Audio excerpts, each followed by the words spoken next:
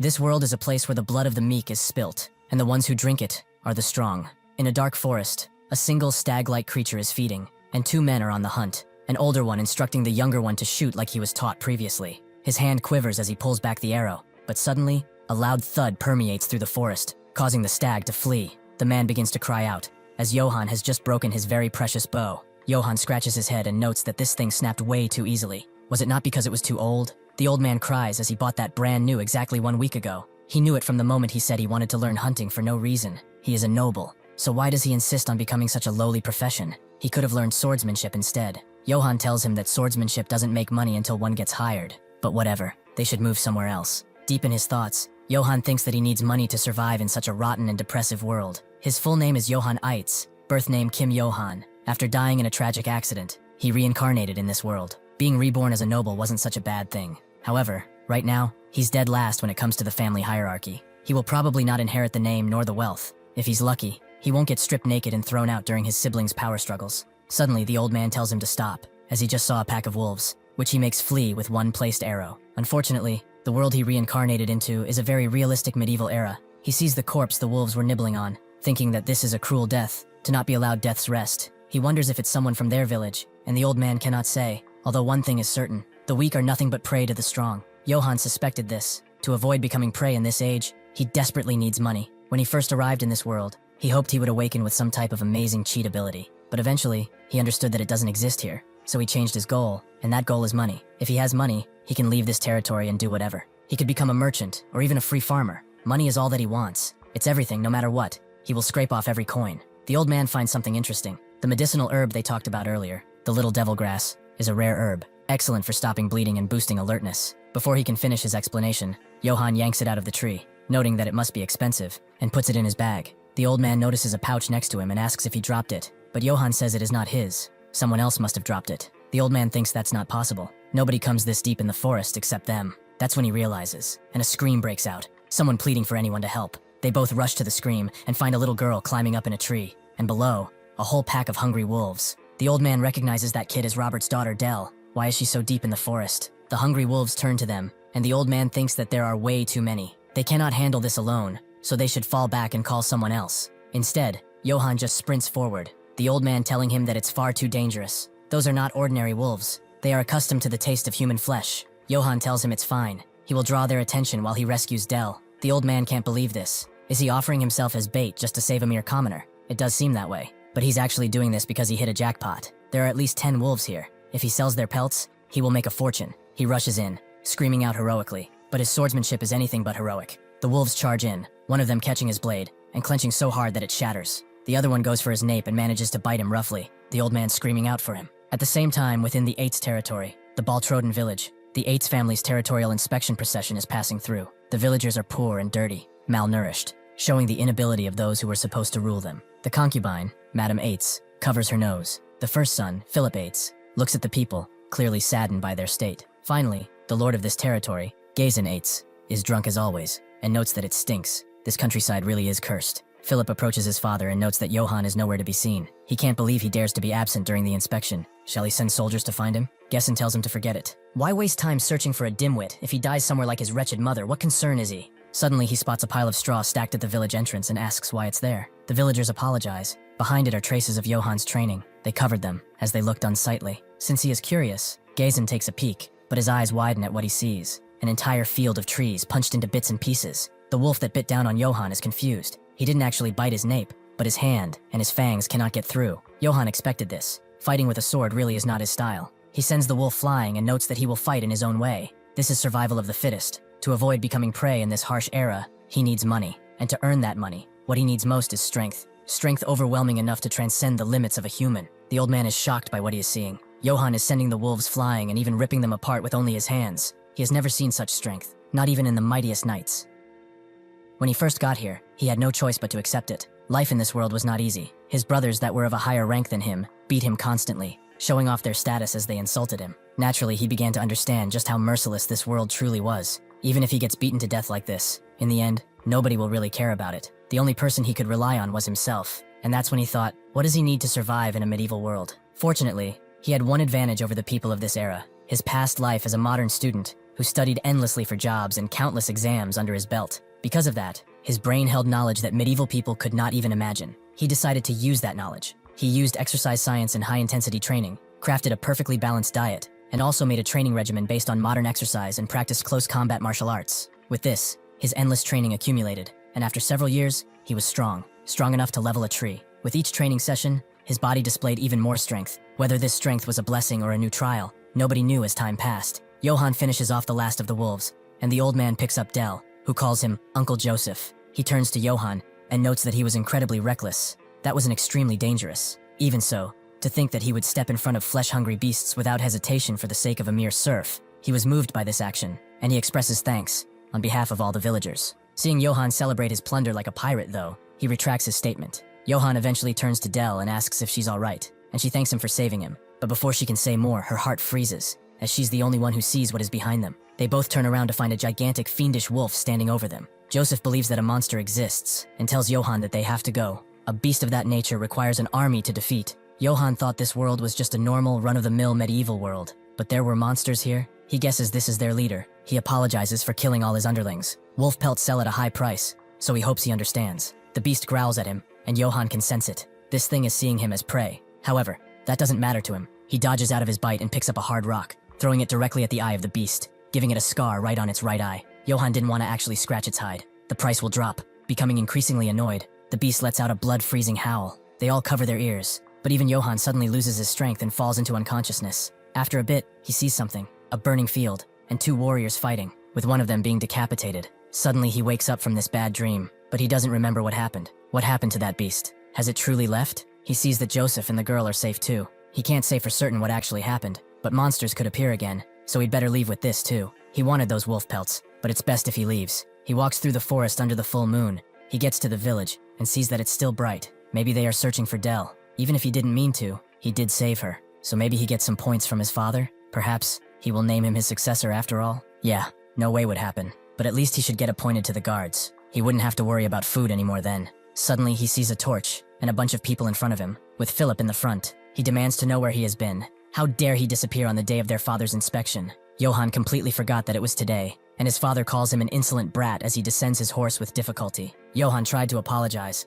but his father told him to shut up. How dare he ignore him? He will crack open those insolent skulls of his for this disrespect. Johann damns it all. He barely made it back alive, and now he has to listen to this crap? But perhaps he can make an opportunity out of this. He begins to use his technique, the ultra ass kissing. He was not absent from the inspection on purpose. He was late because he was saving people from the forest. Dell's father rushes out of the crowd to hug his daughter. He had been searching for her everywhere, and he's really glad that she's all right. Johann asks them to listen. Dell was surrounded by a dozen human-eating wolves in the forest. He fought to save the child, and he defeated the wolves. He was unable to participate in the inspection, but he believes he's done his duty as a son of this household. If he could forgive him just this one, he would continue to do his best, for the safety of the estate, and perhaps give him a guard position too. Johann thinks that was perfect. He would have hired himself right there. His father can't help but laugh. If he really defeated a dozen wolves, where are they? Did he expect him to believe what he says without proof? Johann is kind of annoyed and says he's not lying. He even met a great dark wolf. His father tells him to shut it. How dare he live in front of him? He will rip out his tongue.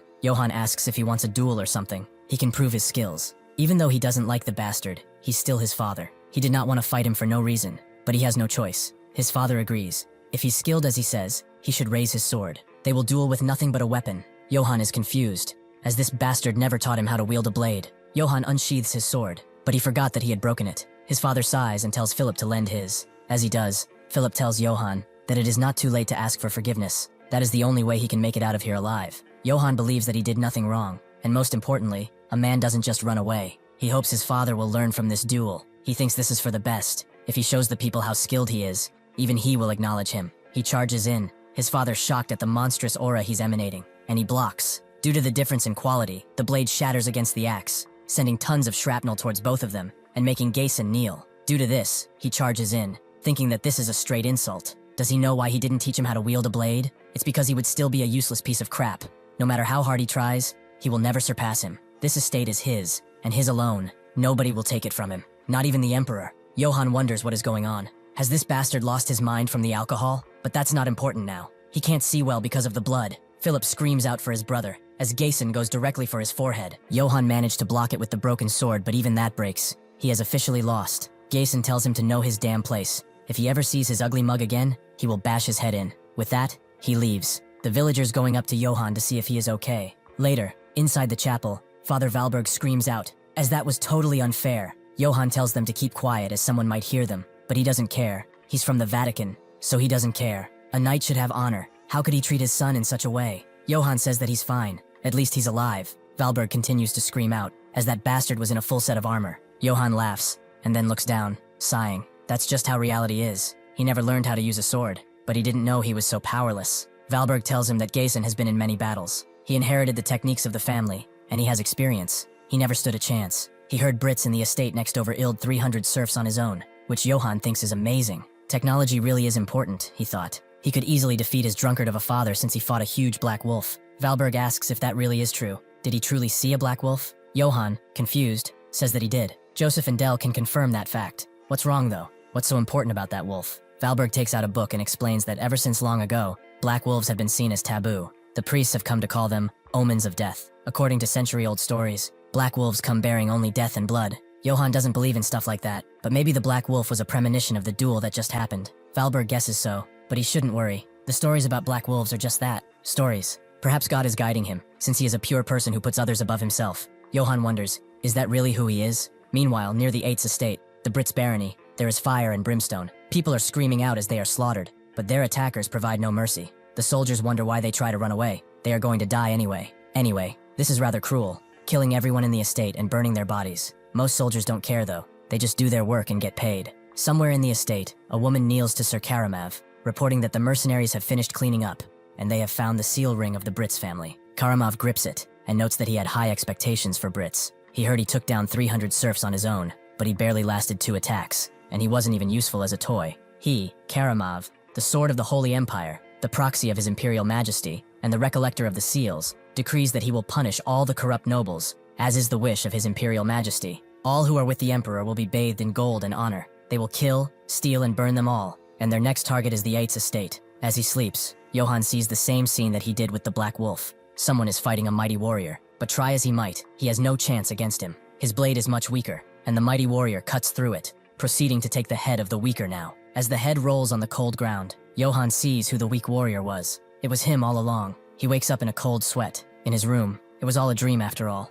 but something doesn't sit right with him. Ever since he saw that Black Wolf, he's been having the same nightmare for days on end. He also remembers what Valberg told him of the Black Wolf, it being a bad omen, who brings only death. Surely though, that's just some stupid superstition. The priest said it's just a tale from a legend. It's not like he ever did anything bad or anything to the Black Wolf, right? That's when he remembers that he hurled a rock in his eye, making him sweat even more. But whatever happens, happens. He shouldn't just ruminate like this and go train. As the sun rises in the beautiful valley, Johann continues his training, but he is interrupted by the second and third ranked sons. It seems he already forgotten what his father told him. If he doesn't want to die, he should hide away. Even after they beat him senseless, he crawls out again, barking like a dog who can't do anything. He's acting tough, like breaking a log is impressive, but that's just a lowly trick, as a lowborn like him couldn't possess any real strength. As he hears this, Johann smiles and rips apart the tree he was beating, making the two shocked. He looks back and asks if they said anything. They should come closer and repeat it. They run off, promising to tell father everything, and Johann wonders how they can live with so little thought. They ought to prepare to make a living. Whatever, he shouldn't worry about them and go back to training. Suddenly Philip arrives, noting that it's true their father has no intention of appointing him to any position. Johann figured as much. He still didn't kill him, so it could be worse. Philip thought he would be disappointed, but Johann doesn't really care. He will find another way to make a living. Philip tells it how it is. Their father fears him. He is undeniably strong, very strong, and that strength is a threat to him. He wants obedient children like him, but he is different. He insists on living by his own principles. He believes that one day, his strength will take everything away from him, just as he overthrew his grandfather. Johann thinks that's nonsense, and Philip tells his serf to bring that here. The serf takes out a set of gear, a plain surcoat and a longsword, along with a spare set of chestplate. Philip knows he set his eyes on them for a long time. He is not like their father. He is not foolish enough to discard a person who is capable. That is why when he becomes lord in the future, he will appoint him as the captain of the guard. Until then, he should not neglect his training and stop causing trouble. Johann tells him he's never the one who causes trouble first, but Philip just flips him off. Johann looks at the armor. It's the one from his dream. If he wears this, will he die in the same way? However, for some reason, he feels he can overcome it, though he has no proof. Whatever the case, he will need equipment if he wants to win. Later that day, inside the tavern, people share stories about Johann, how he killed 50 wolves, how he's righteous and pure, the model of a true knight. They do believe he's more knightly than that fatty Gezen, with a stranger listening intently to all of this. One of them tells him to drink as much as he can muster today, as drinks are on him. He's giving out drinks because Johann saved his daughter, like the righteous person that he is. The villagers ask who he is. They haven't seen him around. The person laughs. They were insulting their lord in front of a stranger, and it seems that they are not afraid of anything. He finds their story interesting, however, so he wants to know more about this Johann of theirs. He skips happily through the town. Philip will appoint him guard captain after all. He's on the Golden Road. Suddenly he sees someone who is clearly drunk, and as a future captain, he cannot ignore a citizen. He closes in and notes that he will escort him home, as he will definitely catch a cold if he stays here. Suddenly, he feels something cold closing in, and a sharp blade is held against his neck, taking him by surprise. Johann wonders who he is. An assassin sent by Gazen? If it were that, though, he would come to the end of it himself. Who is this madman? Philip wouldn't do this, right? He cannot even guess who he is. Johann asks what he wants. Is it money? He will give him money. The assassin notes that he has more than enough of that. He just wants to ask him a question, and if the answer is not wise, then he will end his life right here. Johann is shocked at first, but he gets a grip eventually. He made it to round 2 of an interview with a major corporation once, but he has to answer perfectly to survive. The man begins, noting that he has a good body. It's hard to believe he's the son of that pig. Is he truly Gasen's son? Johann wonders just what kind of question this is, but he doesn't make the rules here, so he answers like he would in an interview. Sometimes, a lion can be born from a pig's bloodline. The assassin stays silent, making Johann think that this is the end, but suddenly he laughs. That answer is quite to his liking, it seems, and since it's to his liking, that means that he is now his. Johann's eyes widen, as what does that even mean? This assassin is Kegel. He is the Empire's greatest assassin and the Nesso's guild poison master. He perfected his swordsmanship through countless assassinations, and because his movements were akin to a serpent, he later became known as the Venomous Serpent. However, even though someone like that had problems, he could not find a successor to inherit his swordsmanship. He searched everywhere, but only worthless insects who could never succeed him were all that he found. Some showed potential, but they refused to learn from an assassin, so he ended their lives. More than 30 heirs of knightly families died at his hand, all choosing death in the name of honor. Growing impatient, Kegel sought the Witch of the Empire, who told him that the disciple he seeks resides in Eight's castle, a small, forgotten rural territory. He is one of the sons of that drunkard lord. Kegel didn't believe her at first. A gold coin could buy half of the land there. The witch told him to take his coin back if he did not like the answer, but he didn't want to incur the wrath of a witch, so he believed her. He wasted way too many years searching, and had no time left. But even as he set foot into the estate, doubt clung to him. He wondered if his successor would really be in a place like this. If he didn't like him, he would kill him on the spot. He introduces himself to Johann, and tells him to choose, die here or learn his swordsmanship. These are the only 2 options. Johann simply asks how much he needs to pay to learn such a thing. But just as seriously, Kegel says he doesn't take money. Johann knows this only means one thing. This is all free. This is a once-in-a-lifetime jackpot. He immediately calls him master, and notes he's been waiting his entire life for someone like him. Kegel, still serious, tells him this is the swordsmanship of an assassin. Simply learning it will brand him as a disgrace, the same as any family. Johann doesn't care in the slightest. He just wants to be taught. Kegel accepts, thinking that this is a first, and Johann also notes that he mentioned he has coins. So if he learns well, could he get an allowance? Kegel doesn't know how to answer that. This brat really is something else. At the castle, Gasen leaves, since the inspection is done. Both the concubine and Philip say they will take care of the castle, causing them to bicker. The concubine notes that no matter how much he struggles, the castle will be hers, and Philip tells her he will be the next lord. Gasen is sick of them arguing all day, and tells them to do anything at this point. He doesn't care. Philip notes that Johann has not returned. What should they do? Immediately, Gasen screams, telling him not to waste time on him. The death of a weakling is of no concern to him. Philip understands and apologizes, but thinks about Johann, and wonders what he is doing. At the same time, near the forest, Kegel wants to see how skilled he is. Johann asks to borrow a sword, as he breaks them often, and Kegel hands him one. This answer makes him think that Johann is reckless. There isn't a single thing he likes about him. Maybe he should kill him now. They get ready to fight, but seeing his stance, Kegel wonders if he really is from a knightly family. He has to kill this one too. Johann asks if he has to use swordsmanship, but Kegel says to use whatever he likes. Fists, or rocks, it doesn't matter. With that, Johann raises his fist in the air and smashes his blade, making it shatter. In that moment, Kegel realized that all of his doubts were unfounded. This brat in front of him was a beast. He can't believe the air pressure he exudes just from a mere punch. If that were to hit him, all his bones and muscles would be crushed. He is not fighting a human anymore, but a beastly lion. However, a lion has nothing on the agility of a snake. Johann can't figure out where his blade is going because of his technique, and gets hit squarely in the face with the hilt of the blade. Kegel expected at least for him to pass out, but this is ridiculous. Had he been born 1,000 years earlier, he would have been revered as a legendary hero. Johann thanks his master, but he is not done yet, as he has a critical weakness. If he keeps going like this, eventually, he will die. Johann sits up and asks what he means, so Kegel tells him. It's obvious he cannot control the strength he possesses, and that will eventually kill him. Johann doesn't believe it. It's not like he's attacking himself. In response, Kegel pulls out another blade and tells him to charge in again if he is so confident. If he manages to break his sword, then he will give him gold. Hearing this, Johann immediately rushes in, clashing blades with Kegel, but his blade immediately shatters into small pieces. This is just like when he was fighting his father. Kegel hopes he understands now. He just lost to his own strength. He will have to learn to control that power. Otherwise, sooner rather than later, he will die. Johann asks if he purposely shot this fragment in his chest, and Kegel confirms as such. It's easy once he's proficient with the sword. Johann understands it now. He needs to learn to control, and he will do so to avoid death, since he is the future guard captain of 8s after all.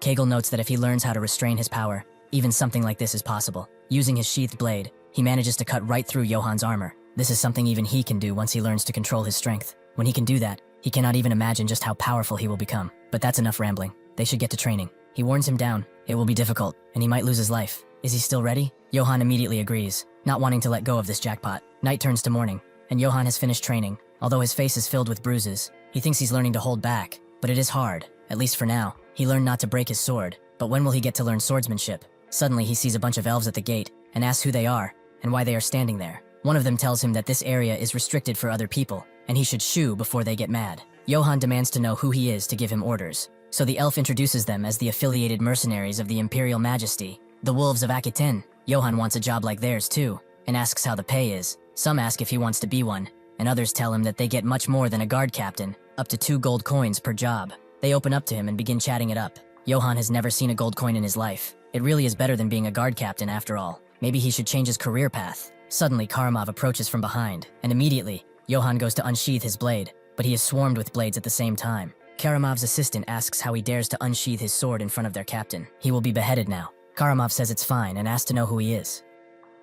Johann sheepishly introduces himself, and Karamov takes off his helmet, revealing that he is a rather handsome man. Johann is confused by himself. He put his hand on his blade without even thinking. He never felt like this, even when he saw the Black Wolf, or when he was almost killed by his father. The murderous intent of this man is suffocating. It's as if he's mere prey. Karamov tells him to move, as he is in their way. Johann does so immediately, and the mercenaries slap his back, noting that he's too scared. He should be more careful next time, although there won't be a next time. The knight in training, Jane, asks Karamov if it's okay to leave him there. He doesn't want to cause havoc on such a good day. Not yet, at least. Johann has finally started to question what is happening. Why is a knight of the Emperor in a rural place like this? Philip is shocked at the news of Sir Karamov's arrival. Why would such an esteemed figure come to a place like this? He immediately greets him as he enters, introducing himself. But the concubine is already next to him, trying to make sure that he knows her son is actually the heir, and not the one in front of them. She also tries to seduce him, but he doesn't even pay her any mind. He takes his helmet off as he sits in Gazen's throne, and demands to know where he is. Philip tries to tell him that no matter how great his reputation, addressing him like that is improper. The concubine thinks otherwise. He is the Empire's greatest knight, and there is nothing wrong he could do, especially by calling Gazen like that. Philip can't believe how cunning this woman is. She's trying to seize an opportunity to push her spawn as the next lord. Suddenly, Karamov demands they remain silent and get lost. The servants will bring him the finest alcohol they have, and until Gazen arrives, he will wait inside this castle. Johann continues his training, but his mind lingers on Karamov, and Kegel screams at him to focus, as he's just thrown a bunch of knives. He has time to deflect them, but one almost goes into his neck. If the daggers he threw at him were laced with poison, he would have died. Why is he not concentrating? Johann explains that recently, knights claiming to be the Emperor's personal knights came to the village, and something feels off. This is the 8's family territory. No matter who they are, even Imperial knights shouldn't be able to shut the gates and control entry like that. Kegel asks why he even cares in the first place. Karamov is the Emperor's direct knight. He is the strongest warrior on the continent, the core power of the Holy Empire, and even the armor he wears is something legendary. Johann asks if he is stronger than he is, and Kegel notes that if he ever had to face him, he would just turn around and run without hesitation. Johann tries to say that the results of a fight can be known only after fighting, but Kegel tells him to shut up and know his place in this world. Right now, he cannot even control his own strength. He's just a dim-witted brat that doesn't know how to wield a sword. Johann grips his blade tighter, noting that he will do it, making Kegel sigh and then tell him to charge. With that, the training continues. Kegel screaming at him to do it again every time he fails. Johann wonders why it's not working. It's not even a real sword, just a scabbard. But why can he not cut it? Maybe it's the flow of strength. He shouldn't just swing blindly. He should transfer the flow of strength and concentrate it at the sword's tip. As he continued to swing, Johann began to understand what it means to control his strength. Kegel realized this too. His sword was becoming sharper and faster. Johann finally got it. If he tempers everything he learned so far with the proper amount of strength, then he can cut, just like his master does. Sure enough, he cuts through the scabbard and the blade, making him extremely happy. He celebrates and notes that it wasn't that hard, making Kegel think that it must have been luck, so he tells him to come again. This time, he will not hold back either.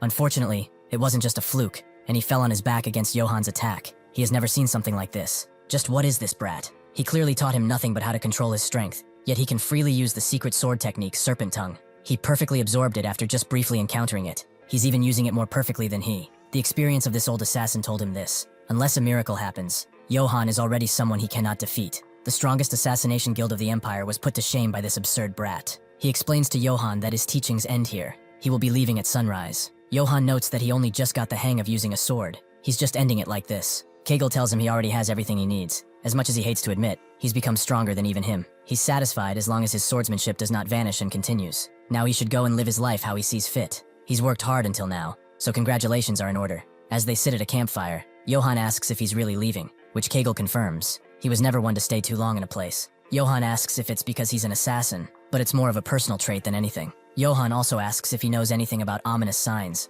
and Kegel asks if he means the Black Wolf, which he does. He only recently encountered one, and afterwards, he dreamt that his head was cut off. So when he first came for his head, he thought he was the omen. Kegel notes that if he had killed him, then that would have been an ominous sign. Ill fates do not arrive in fixed shape, so before he leaves, he will give him some advice. First, he should find a weapon suited for his strength. He will need at least Dana's steel to withstand his power. That is a metal imbued with magic, existing only as a legendary relic. Its method of creation has been long lost, and it can only be mined from ancient ruins. Because of that, weapons made from Danas are extremely rare. Only a few exist in the entire world. Johan notes it must be expensive, and Kegel confirms as such. If he were to save his entire life, he couldn't afford it. Johan asks why he recommended it, but Kegel just wanted to tell him to find a good weapon. Johan asks if he's hiding his true intentions because he's an assassin, and Kegel denies it. Why bring up the profession in everything? Even its color is unusual for Dana's steel. If he ever sees someone wearing that, even from far away, he should just run. If he doesn't know his limits, he will not live long. Johan will keep that in mind.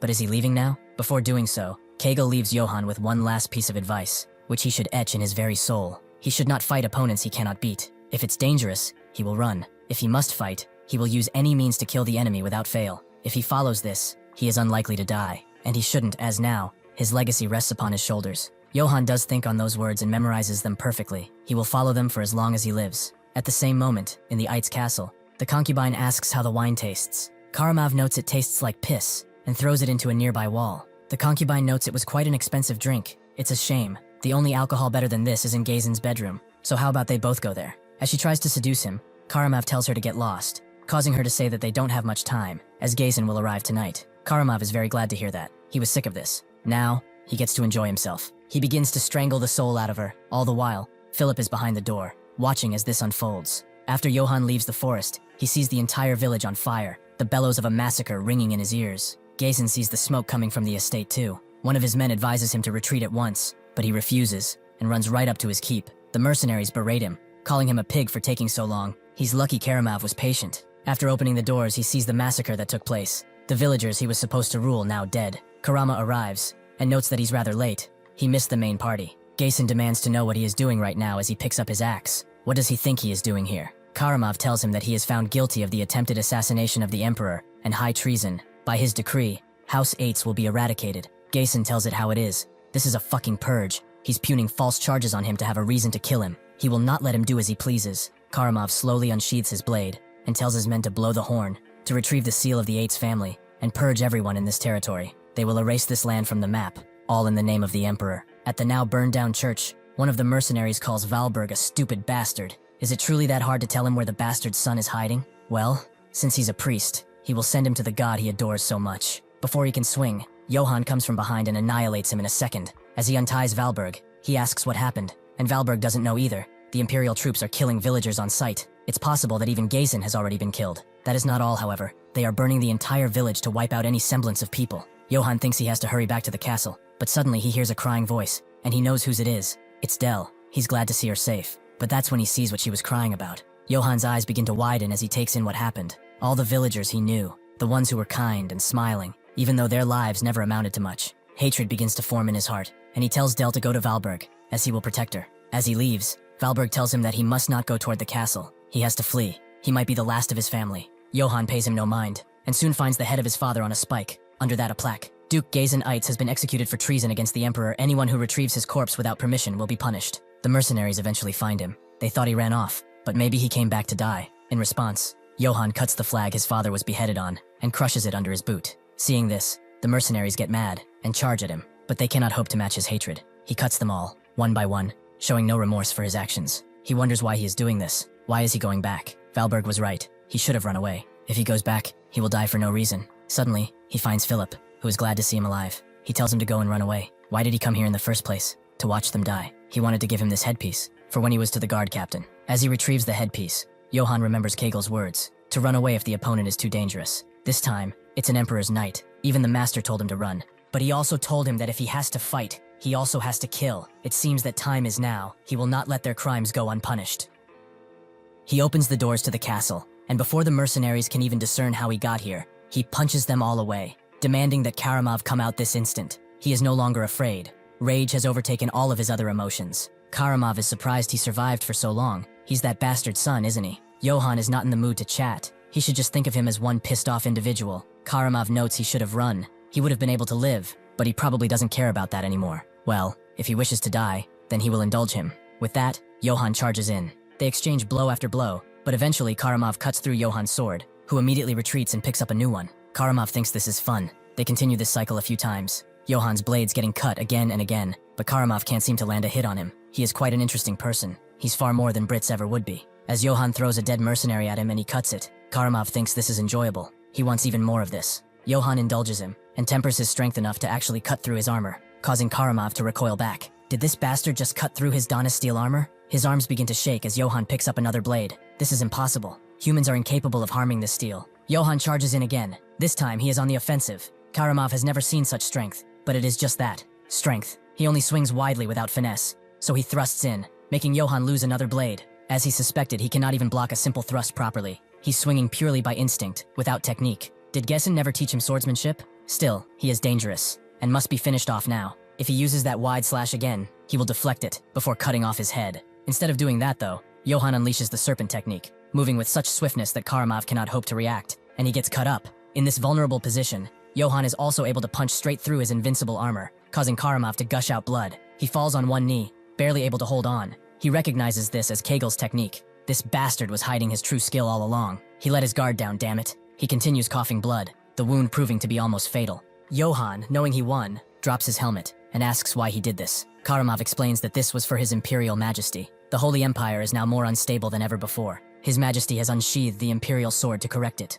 the sword known as Mavkara. As he coughs again, he begins to laugh, as he is moved. For decades he has crossed countless knights, but never has he encountered someone as strong as he. He should come with him to the Empire. His majesty is in need of talent now. The endless gold he will be washed in will grant him glory. He will receive land, and his majesty will appoint him as an imperial knight. He should become the imperial sword, the greatest honor there is. Johann remains silent. He dreamed of endless gold, but it's strange. Now, for some reason, he feels nothing, so he refuses. He should go fuck himself with all that gold. Not only did he kill his family, but also innocent villagers, people who have done nothing wrong. Karamov can't believe it. He's rejecting his offer over some damn villagers? Who the hell cares about their deaths? What was his mother also a lowborn? They are all insects, weak vermin that could not defend themselves. It's the strong that drink the blood of the weak. That is the rule of this world. Johann apologizes to his master, as it seems he cannot control his strength after all. He whacks Karamov across the head, before beginning to pummel him again and again. This is for the Emperor? The villagers' lives are worthless. What makes him so great? What gives him the right to judge who lives and dies? After minutes of pummeling, Johann's fists reddened with blood. He walks away. Karamov calls him a fool. He should have taken his offer, but now it's too late. The one who broke the Emperor's sword will know only suffering from this point on. Johann looks at him, and with that, Karamov stops breathing. This world accepts death so naturally. To survive, all he ever thought about was money. However, they slaughtered everyone in their territory, his family and neighbors, all butchered. Even if the whole world becomes his enemy, he did what had to be done. He will never regret what he did, no matter what anyone says. This is his will. This is how he will live. The knight in training, Jane, arrives at the scene and asks one more time, is what they said really the truth? The mercenary who survived says that, without an ounce of falsehood, it is the truth. She must believe him. Suddenly he barged in, beat up all the soldiers, and then took Karamov's head with just his fists. That was the last they saw of Karamov. Jane doesn't understand. If that is the truth, then shouldn't Karamov's corpse be here? How does he expect her to believe such nonsense in the first place? The mercenary doesn't understand either. However, he did see it. One of the healthier mercenaries tells her that the pursuit party is ready, so she relents, and says she will be there shortly. After going out, she goes to the gathered troops and gives out one order, to hunt their attacker down and kill him, to kill Johann Eitz. He is a filthy traitor to his own bloodline, and the one suspected of murdering their Sir Karamov. They will hunt him down and bring him back to her no matter what. Johann continues fighting through mercenaries as he carries Karamov's body. Even with this limitation, he is still efficient with the blade. Jane continues. It is believed that he can tear through Danis's steel with ease. They should never face him on his own, and think of it as hunting a dragon. They will seal off every road around the territory and drive him relentlessly until he is exhausted. They must bring his head to the Majesty, no matter what. Before passing, Philip told Johann that about 500 paces northwest of the hunting grounds, he would find a stable, and there a warhorse he could flee on. Johann eventually arrives at the stable Philip mentioned, and he's exhausted. He really thought that this was the end. He thought hiding Karamov's corpse would stir up confusion, but the pursuit party caught up much faster than he expected. Still, since his armor served as a makeshift shield, he should probably keep carrying it until he's completely shaken them off. He opens the stable, and sure enough, he finds Gessen's warhorse, the last gift of his brother. With this guy, he should be able to rest a bit on horseback at least. He should also give him a name, and he knows of the perfect one, and that is Philip. The mercenaries swiftly get to him, however, and since they saw something glowing, that thing probably being Dana's steel, they will search every inch of the area, as they are sure to find him. Suddenly, some of them begin to hear hooves, and sure enough, Johann dashes through them on horseback. The mercenaries try to shoot him, but the armor keeps him protected, and so, Johann rode his horse throughout the night, quickly losing the pursuing party, and arriving deep within the Black Forest. He figures this should be deep enough, even though he was a twisted man. Not burying a person just doesn't sit right with him. In any case, his armor really does look quite expensive, and this blade too. It's light yet solid. This sword is made of Dana's steel too. He unsheathes it to reveal an ancient imperial script. It is the one who recovers crests, the crest recoverer. It's probably referring to the family crests, making it sound much more ominous. He will take the blade with him for now, and bury the armor. It's a waste, but carrying it around won't help him in the slightest. He will definitely come back for it later. He finishes burying that, and he's clearly winded.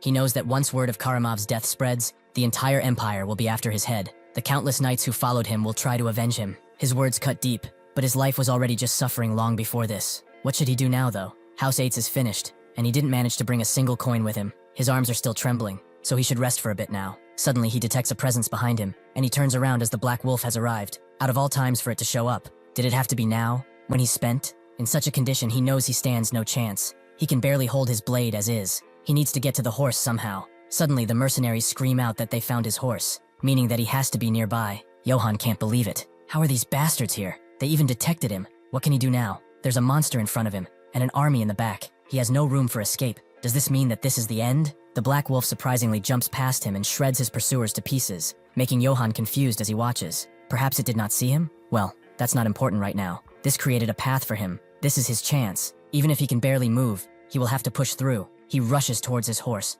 and in one swift motion, mounts it and dashes away. He remembers his life up until now as he rides, the memories he made, the training that he did, and this land, his brother that he will never see again. Farewell, Eight's village. After the Black Wolf is done with the mercenaries, it watches him dash away, the purpose of its actions unknown. After traveling for a bit, Johann finds another checkpoint. The way out of this place is completely blocked. He's officially screwed. Even since he has escaped, he hasn't eaten, slept, or done anything properly. He didn't think he would be hounded by mercenaries for 3 days straight. He's lost count of how many times he almost died fending off those bastards. He's at his limit. He doesn't even have the strength to keep going. Is there really no way out? Is his fate to just be caught by these bastards and executed? Suddenly, he hears something behind. A trade wagon with armed escorts. A peddler caravan, perhaps. That's when he makes a plan to disguise himself as a peddler too. If he looks like a part of their group, he will avoid suspicion and get through that checkpoint with relative ease. The peddler is called Eldon's, and he is of the Katana Trading Company. Suddenly, one of the guards, Kane, notes that they seem to have some heavily armed cavalry up ahead, and they don't seem the friendly type. That's why he suggests they prepare for battle. Another mercenary, Gamson, asks why the big fuss over a guy on a horse. If it comes down to it, they are 9 against 1. Goran tells him to look closely. He's fully clad in armor and riding a warhorse, unlike them. On top of that, he's wearing a plate helmet and breastplate. Kai has also spotted what the sword he's carrying is. That purplish sheen is definitely Dana's steel, no doubt about it. If he swings that thing down, their armor will be gone through like butter. They could get wiped out if they strike, but Gamson thinks that's a bit much. There are 9 people here. They should be fine. Goran tells him to get away, as he can't think properly with his stupidity interfering, and the others keep him steady. Eldons tells his men to get ready so they can attack the instant they see any suspicious movement from that guy. He will go ahead and check the situation out first. When he gives the signal, they will all attack at once. As he approaches the strange man, Kane tells his men that once the battle starts, they will knock him off his horse. After that, they will thrust their swords through his armor gaps. Eldon introduces himself to Johann, and notes that he would rather avoid unnecessary misunderstandings. Would he also give him his name? Johann didn't expect to see catfolk here. From what he can see, they are all pretty suspicious because of how he looks. He needs to make them lower their guard, first and foremost. He pulls up his helmet and introduces himself. He looks like this because he was attacked by bandits while traveling. They do not need to be wary of him. Also, could he tell the people behind him not to attack him? Eldon apologizes for being so rude. As a peddler, he always has to be prepared for any scenario, so he hopes he understands. Johan says that he does. That is why he could let him travel with his group, perhaps? As he can see, he lost all his travel funds. If he could provide him with a little food and a place to rest, he would guard his caravan.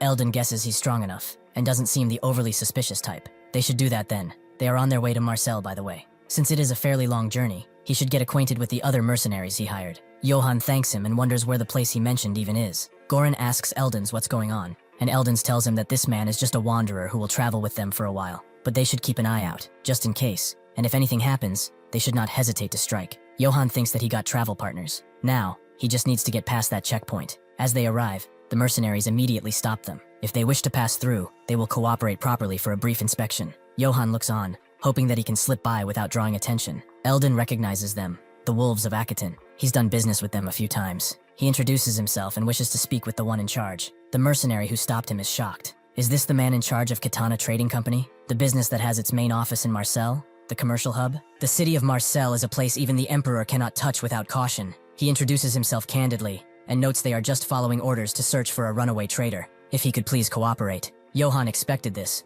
but he's still surprised that they put up checkpoints just for him. Suddenly, one of them approaches and tells him to take off the helmet right now. Johan makes up an excuse, noting that he has a bit of a condition on his face. The mercenaries laugh, wondering if his mother dropped him or something, but they would still like to see that mushed up face. Or perhaps, is he hiding something? Johan looks at the mercenary. If it comes to this, then he might as well just fight. Suddenly, Eldon screams that this is far enough. Are they seriously suspecting the Katana Trading Company of such things? The mercenary tries to tell him that they are carrying out an imperial order, but he doesn't care. Didn't he tell them to go bring their commander officer already? If they interfere any further, he will have no choice but to file a direct complaint at their captain, at the Marseille branch personally. With this, they decide to let them go. The mercs noting that Johan got lucky. As they leave though, they stare at him specifically, perhaps already knowing who he is. As night falls, they decide to camp, Eldon taking care of business as the others make a fire. They also tell Johan that he can go ahead and sleep, since he has nothing in particular to do. Johan immediately lies down, his bones themselves tired from the journey. As he sleeps though, the wolves appear in a nearby bush. Their plan to surround them from the hill and strike all at once. In the real world, this staff sergeant, during battalion-level tactical training, successfully carried out defense in depth, defending against a large company-sized enemy force with only a handful of troops. He displayed outstanding tactical sense and became an example to his peers. Therefore, he was rewarded a commendation and 4 nights and 5 days of reward leave. He graciously accepted this reward. Maybe the army did suit him. Good thing he studied so much strategy. However, there's an outdated top-down culture, murderous duty shifts, and work conditions, like scorching hot or freezing cold. He could endure all of that, however, if it were not for the paycheck smaller than a flea. They will chain him down too, as one can enter the army easily, not so much when it comes to leaving. Johan wakes up. It was all a dream, it seems, of what he was doing in the army. He looks up at the night sky and suddenly catches one of the arrows that is flying on their camp. This is an attack. Those bastards are probably after him again. He thought he made it safely, but he has to warn the mercenaries first. He screams out that there's an enemy ambush, making all of them wake up at once. 5 minutes before the enemy alert, Gamson wondered why they were the only ones being worked to the bone. It's only fair to assign that cavalry to sentry duty too. Kai tells him to shut up. Is he telling him to trust some random guy they don't even know with guard duty? Has he not considered that once they fall asleep, that bastard could slit their throats? If he can't tell what actually matters and keep on being reckless, he won't be doing this kind of job for long, that's for sure. Gamson told him that he became a mercenary because he did not want to rot away in some backwater village, because he wanted to live like a real man. However, if he had known they were a bunch of idiots who can't do anything and freeze up against one armored guy, he wouldn't have joined in the first place. Kai asked if he really wanted to die at that moment, but before he could pull out his blade, they heard Johan's screams. Immediately, Kai puts Gamson down as he defends them with the shield, but the rain of arrows suddenly stops. Before he can tell Gamson to call the others, he runs out, crying like a little girl. The others find him, and they are glad to see him alive. They wonder where Gamson is, but Kai says it doesn't matter. Is Eldon safe? They confirm he is hiding under the wagon, but whatever. They should get ready to fight. Johan, upon seeing them, tells them to form a circular defensive line around the wagon. They don't know which direction the enemy will attack from, so they have to stick together. Kai asks who he is to give them orders. They will handle their own end, so he should worry about keeping himself alive. Johan can't believe them, and as they hand each other a shield, he demands one too, as he has fought a similar battle before. Eldon screams to not do that. They don't have enough shields for themselves, and he will have to survive on their own. Johan damns their pride, and suddenly, he sees who is charging in. Not the wolves of Akiton, but just some bandit guard. The mercenaries charge in, Johan wondering who's supposed to guard the wagon if they do that. The mercenaries, however, seem to be just as rabble-rousing as the bandits, who outnumber them 3-1, and eventually, they break through Goran's shield, threatening to end his life. Johan sees this and charges in, his dark blade cutting through the bandits like it's nothing. Johan can't believe this blade, and the fact that it's glowing too. The bandit leader knows what this is. It's absorbing blood, meaning that it's a demonic sword. A peddler escort with a demonic sword? There is no way they can beat up something like that. Johan, seeing an opportunity, introduces himself as Johan Yates of House Yates. Who are they to attack him? Even the mercenaries are surprised he's a noble, and Johan thinks it should be fine. He changed Yates to Yates, so nobody figures it out. The bandits are shocked. They haven't heard of his house, but it's certainly not any run-of-the-mill one, since he has a demonic sword. Johan asks one simple question. Will they surrender now, or will they meet their end by this accursed blade? Seeing that they have no real chance, the bandits all surrender. Johan hid his blade and told Goran to bind them all. He may cut down anyone who dares to resist. After doing that, Goran asks Eldon what they should do about this noble. He thought he was just a wanderer with a good heart. There's no way he would hold a grudge because they treated him poorly, right? Eldon tells him they let him join when he asked, which must count for some goodwill. He will also smooth things over, so they should stay quiet. Eldon approaches, noting that he must have had a rather rough night. He helped protect the caravan. He's not sure how to repay him. If he knew he was a noble, he would have lent him a damn shield. Johan asks what he's talking about, and is glad to see him safe. Eldon is shocked. Is he really not going to ask for compensation? Is this one of those good nobles he hears of in stories? Johan smiles and tells him to lend him a shield next time he asks. Eldon agrees. So next time he will give him a shield before anyone else receives one. Johan was also thinking of interrogating them. Could the mercenaries help? Eldon agrees, but now that his status has been revealed, it would put their mind at ease if he spoke more formally. The mercenaries push the leader of the bandits to Johan's feet and ask who he is, and why he attacked them. The man explains that they are the private soldiers of House Brits, a house that has been wiped out. A few months ago, the House Brits was suddenly besieged on the charge that they supposedly plotted against the Emperor. Those bastards killed everyone. Men, women, children. They didn't care. The ones who attacked were the Wolf of Akiton. They resisted as much as they could, but once the noble executioner joined them, they had no choice but to run away. The mercenaries wonder who that is, but guess it's the Emperor's hunting dog, Karamov. The leader apologizes. He has committed a crime worthy of death. They never expected a noble would be traveling with a trading caravan. The Imperial army chased them, called them rebels, and the Northerners turned their backs on them, stating that they were being cowardly. Although he cannot justify this banditry, they had to do something. Johan asks them to answer truthfully. Did they attack for no other reason? The bandits deny it. The only reason they targeted this trading company caravan was because it's expensive. Eldan screams out that they are all bastards. Don't they know that delivery for trading companies is built on trust? Do they have any idea how much damage they suffer because of men like them? As the others calm down, Johan thinks of this treason against the Emperor. When he fought Karamov, he said it was all for the Emperor too. Now he's starting to get it. There was never any treason against the Emperor. He just needed some pretext to purge the nobles, an excuse to unleash his hound on them. That for the Emperor stuff was all crap. That bastard deserves the most horrible death. These guys are just in a situation similar to his. They are victims of power, of circumstance. With that said, they indeed became bandits, so he's not really sure what to do with them. Kai asks him too. If he gives the order, they can beat the life out of them to spill more. Johan denies that they have all the information they need. Suddenly, Gamson arrives and says that they should beat them to death, but Kai deflects his mace. They all surrendered to Johan. They do not have any right to punish them, especially not him, who abandoned his comrades and ran away. He agrees, and the bandit leader begs to spare his men. They will never do anything bad again. They just want this mercy, only once. Kai notes that if he says the word, they will be executed on the spot. As the sun rises, Johan tells the mercenaries to disarm and let them go. As they look at him, Gamson asks if he's letting these lowlives live just like that, but Johan tells him to listen carefully. He understands their circumstances. They probably have not done any work other than wielding weapons, but even so, robbing caravans is not acceptable. He too only learned skills to survive. Eldon is even more surprised, a noble learning skills. Johan tells them to look at these men next to him. Do they think these people refrain from banditry because they do not know how to steal? Kai notes that he's only here because Goran pays well. Johan is letting them live, so they should learn skills and find another way to make a living. As they leave, the men all bow, vowing to never forget this kindness. Johan notes they should get going. He doesn't want to get dragged into something like this again anytime soon. On the horizon, the Black Wolf looks on, seemingly following Johan and his exploits with great interest. Before heading to Marseille, Johan's group decided to stop by a small place known as Rutskbeck village to rest a while, as they were all winded, especially Johan. The village chief is informed that the caravan arrived, and Eldon greets him warmly, while the village chief invites him warmly, asking if something happened on the way here. Eldon tells him all about the bandit gang that attacked them. Ever since the Emperor went crazy, the bandits have become more and more prevalent. The chief tells him to watch it. If an Imperial faction insider heard him, he would be in trouble. Eldon laughs it off, and notes that they were able to transport the goods safely. It's all thanks to the noble who traveled with them. The chief had an encounter with a noble too some few weeks ago, but it turned out to be a nobody pretending to be one. so he beat him and chased him out. Eldon laughs, as he's still acting recklessly despite his old age. Well, he doesn't need to worry. This noble is brave and uptight. Even after he protected them, he didn't ask for any reward. The chief can't believe something like that. But this old fox is not the type to lie. With bandits everywhere these days, simply having a knight stay here would benefit the entire village. This is a true statement in this era, as a proper knight is strong enough to slaughter an entire warband, making them a great help for public safety. This is perfect timing since he's here. How about he stays a few weeks and gets some true rest? He said himself that bandits are getting out of hand. Eldon notes he can't impose on him like that, but the village chief doesn't believe they can't impose on each other. Eldon knows this wrinkly bastard is trying to snatch his companion away, and the chief knows this fur carpet is trying to get in his way. Meanwhile, the valiant knight they are fighting over is slumped below a tree, very hungry, looking like a beggar. Suddenly Gurren arrives and gives him a bag with the money they seized. They sold off all the bandit property. It's not a fortune, but it's a decent amount still. Johann asks if he really didn't take any for him, and Gurren notes that he was the one who captured them. So naturally, no. Johann looks at him and gives it back, telling him to split it with his men.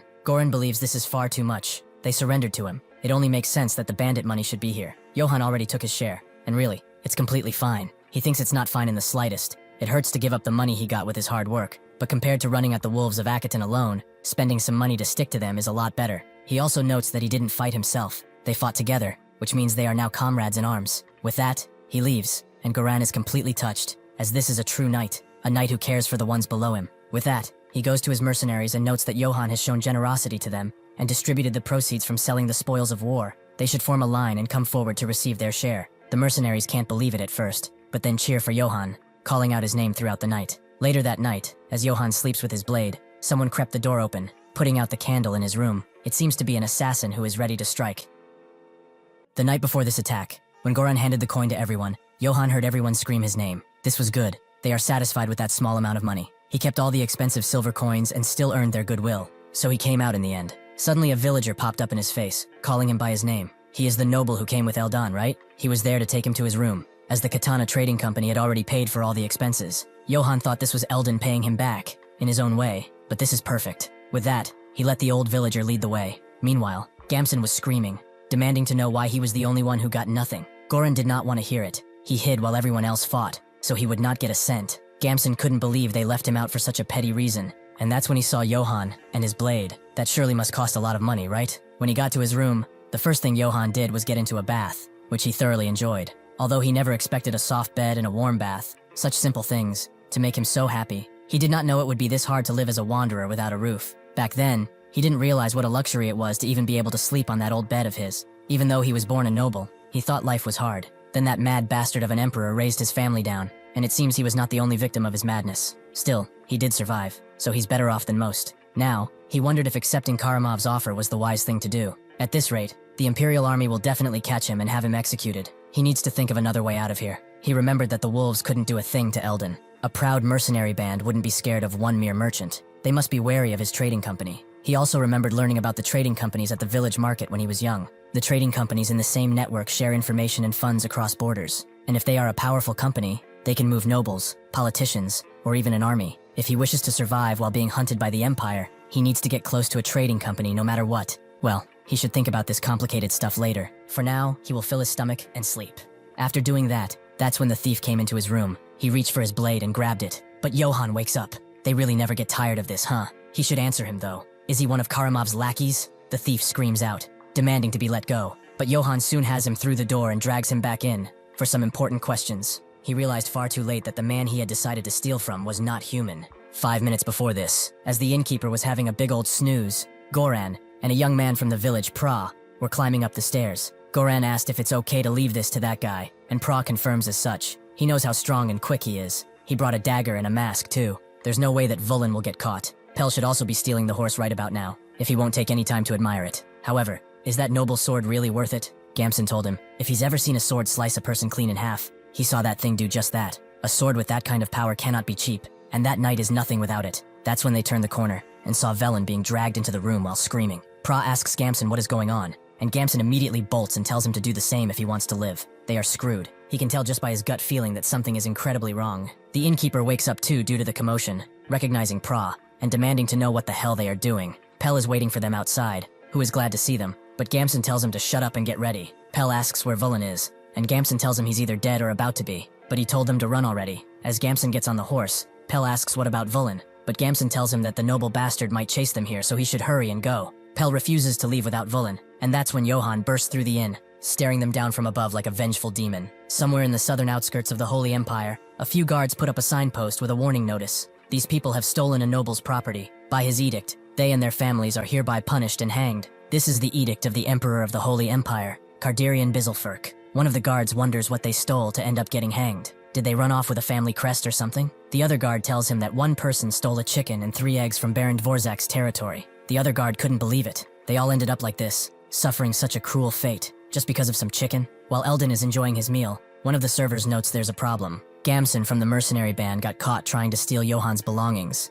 Eldon immediately chokes and acts surprised, but then sits back down. He was hoping to talk to Johann about traveling with them up to Marseille too. He calmed himself, and told the server to tell the others to capture Gamson post-haste. The rest of them will act as if they have nothing to do with it. The server is surprised by how calm he is. The Katana Trading Company is not prestigious for nothing after all. Eldon knows that nerves won't do him any good in this situation. He experienced a lot to get to where he currently is, and he will get through this. He will not die over something like this. He should think of a way to deal with that noble though, just in case. As the village meeting comes to an end, a young man rushes in, explaining that the troublemakers of the village got caught trying to steal the noble's belongings. The village chief smashed the table, and the young man asked what they should do. The village chief told him there's one thing to do: gather tribute to offer to that noble. They will throw in one of the slaves they've been holding at the village too. Additionally, they should prepare to execute the troublemakers in front of the noble. They all rejected the idea, as those kids were their own. He shouldn't decide their fate like that. The village chief immediately smashed his chair down, demanding to know if they were so fucking stupid as to not understand the situation.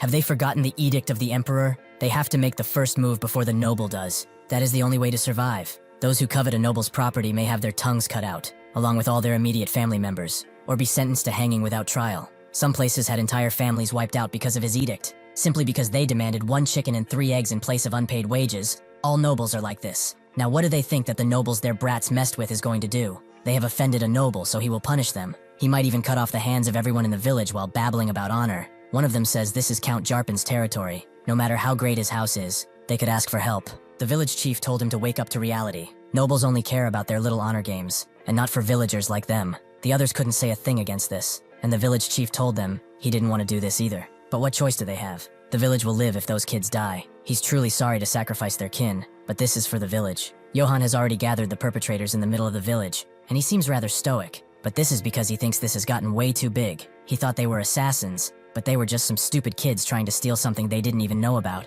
They must have done it because of how his blade looked, meaning he should keep it hidden from now on. It's partly his fault for even carrying it out in the open like this, so he will scare them a little, and let them go afterward. The village chief comes up to him and asks if he is alright. Johann immediately says that he is not. It seems that in their village they welcome sleeping guests by putting a blade to their throats and robbing them. Is that it? The village chief immediately smashes his head on the ground as an apology. This is his fault for failing to keep those idiots in check. Johann thinks that's enough of a scare, and tells them to be careful next time. They all may leave now. Suddenly though, the village head pulls out a dagger, and announces he will personally make up for it by cutting off their heads in his honor. Johann thinks this lunatic is making the situation even worse, and tells him to stop, but the village head refuses. Those who have sullied a great knight's honor deserve only death. Vulin begs to be spared, but the village head still swings, some of the villagers not being able to look at this grotesque act. Suddenly, Johann smashes his blade into the ground and asks if he has something in his ears. He will stop this instant. The village head freezes in fear, along with everyone else, even the air itself becoming silent. He asks if they have lost their minds.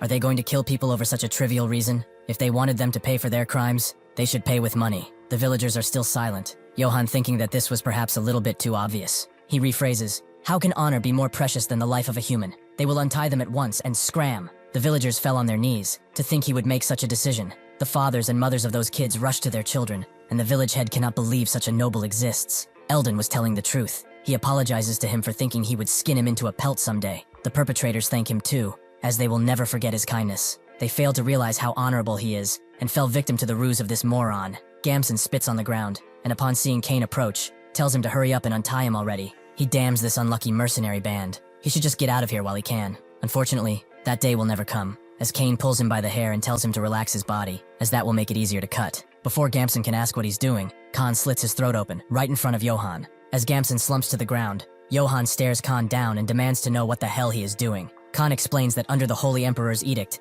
he has executed the one who coveted a noble's wealth. Johann notes he didn't take his word seriously then. He He's sure he said he wouldn't have to see their blood, did he not? Khan tells him that even mercenaries like them have honors and rules they must uphold, as dirty as their profession is. Gamson's cowardly actions trampled on both his and their honor. He was protecting their way of life. He points the hilt of his blade toward him. If he still believes he defied his authority, then he should punish him, as he will accept it with grace. Johan is a bit shocked by this action, but Khan is right. Mercenaries do have honor too. He is just trying to protect that with his life. He seems to put his hand on the blade, making everyone freeze for a moment, but Johan then releases it. Honestly, he failed to consider his position in all of this. He apologizes. The others can't believe it, and even Khan, a noble, is apologizing to him. Johan tells him to put that dagger away though. Khan understands and thanks him for his consideration. After retreating, Goran asks why the hell he decided to do something so reckless as standing up to a noble, and Khan tells him that if he thinks of doing something like this again, he should kick his ass. Eldon can barely hold his excitement in. He is so noble. He is different. He's an upright and brave noble, yet he is not authoritarian, like the others. How can someone like him exist in this world? If he introduces him to the Katana Trading Company, his reputation will skyrocket, so he will make him an ally no matter what.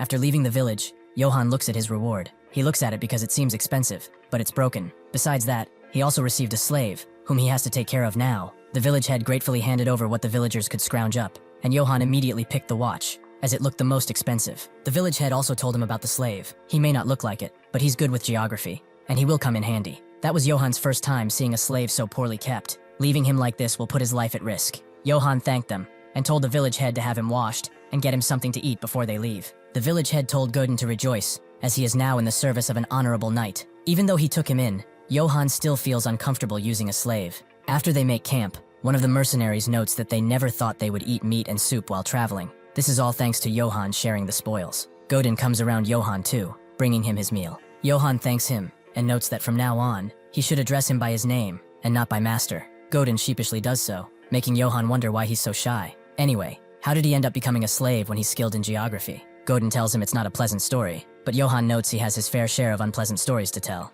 Godin is surprised by that, and things happen to him even though he is a noble, but Johan wants to hear his story first. Godin explains that he was originally a peddler who transported and resold in the eastern region. He delivered weapons made by blacksmiths to nearby areas. Then, at the order of a noble, he ended up smuggling gold. Johan notes that smuggling gold is the death penalty at least. He was lucky to live, but why did he accept? Godin notes that he needed a lot of money to send to his family, as his younger siblings were sick and starving. That is why he kept delivering gold. The noble instructed him to hide, but one day he reported him. Johan understands after he served his purpose, he was thrown away to make sure that he doesn't spill. Did he request a trial at least? Godin didn't. Because of the emperor's edict, he didn't even get a chance to speak. Johan damns that emperor and asks if he at least sent money to his siblings. Godin denies it and notes that in exchange for not being killed, he had to do certain favors in front of the guards. He apologizes for crying. It seems that he has dust in his eyes, and Johan tells him that he needn't worry about that in front of him. Johan is mad, really mad, to the point where his teeth are chattering. If one has no power, they will get exploited like a criminal, as if it's everyday life. On top of that,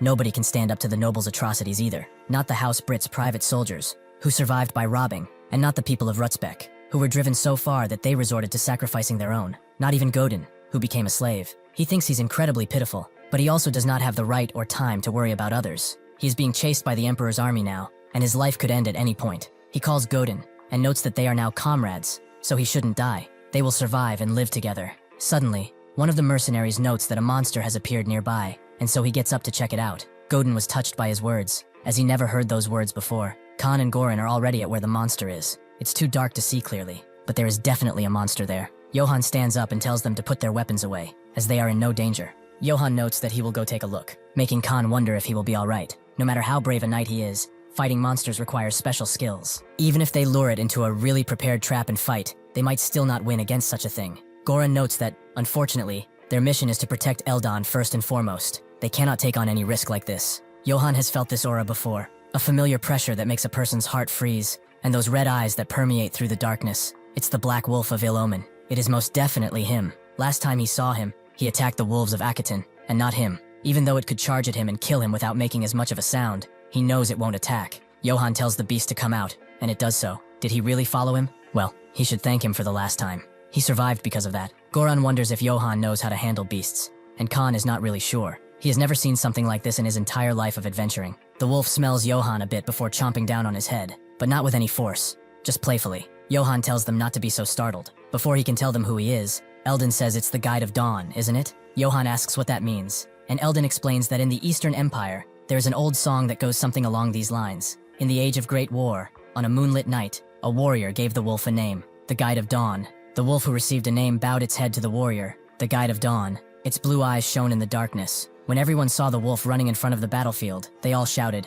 "The Guide of Dawn." At the end of the war that tore the continent apart, the warrior brought about peace and met his end as a hero. The black wolf wept sorrowfully for 3 days and 3 nights at his side, and it set off on a journey to wherever order and heroes were needed. He is the Guide of Dawn. Johan thinks he's mistaking it for something else, as this is the black wolf of ill omen. Eldon explains that the Guide of Dawn originates in Eastern Empire folklore. As it passed down through the south, some details were distorted. The Guide of Dawn punishes evil and submits to a hero. That is a line from an old Eastern Empire text. Johan wonders if it really is that kind of being, and Eldon asks if he can pet it just once. Johan tells him to do it, but immediately the wolf growls at him. Perhaps it would be better if he did not do that. Eldon thinks it's only gentle with Johan. But wait, he's sure Eastern Empire folklore had a passage that went, if one gives a name of this divine beast, it will become his vassal. But is this backwater southerner the legendary hero? But that can't be it. Still, he asks Johan if he has given him a name yet. Johan says he hasn't. He never really got the chance. Eldon tells him to do it now. If the legend is true, then something incredible will happen. Johan wonders though,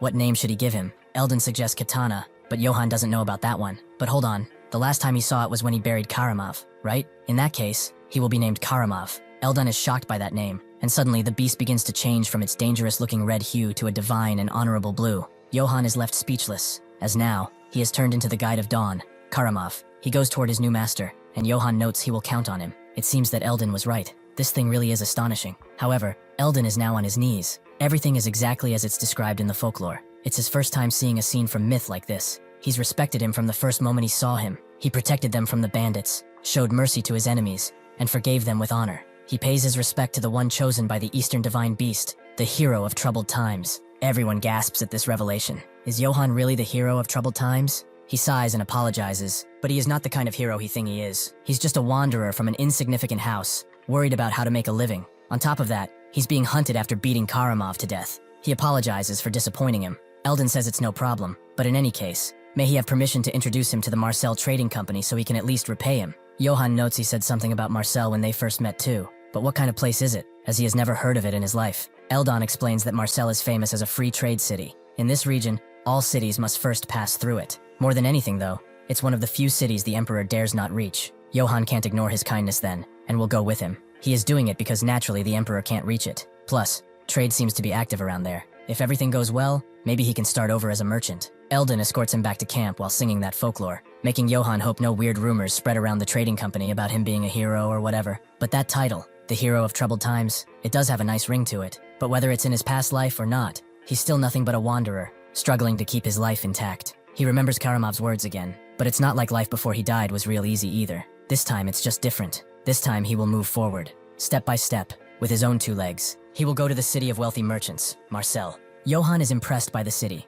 with Godin noting that he never thought he would come back here. Since they are in the merchant city, Johan guesses they should do some shopping. He sees a cute dog, asking what he's doing over here, and one of the sellers pets it, finding it cute. Johan is glad that the guy looks like just a cute dog to everyone else, hopefully. The day before entering Marcel, Johan told Karamov that a puppy might be fine, but there would be chaos in the city if he brought in a monster like him. Could he wait? Suddenly Karamov glowed with power and got a lot smaller. Johan guessed this was one of his divine abilities, and Godin immediately hugged him. Johan guesses there won't be any issues if he's on that side, but he miscalculated. As he's still drawing attention, they need to get out of here, as they are still being pursued. Godin grabs his attention and explains that if he buys a large bag that can hold luggage, oil, and vinegar, he can handle the equipment. Johan forgot he was a merchant too, but he only had 4 silver coins. Can they really buy that much with so little? Godin picks up 1 silver and promises to get everything he mentioned with just 1 silver. Johan laughs and tells him not overdo it, not really believing that he will achieve his objective. However, 50 minutes later, Godin comes back with everything. Firstly, they bought his tactical bag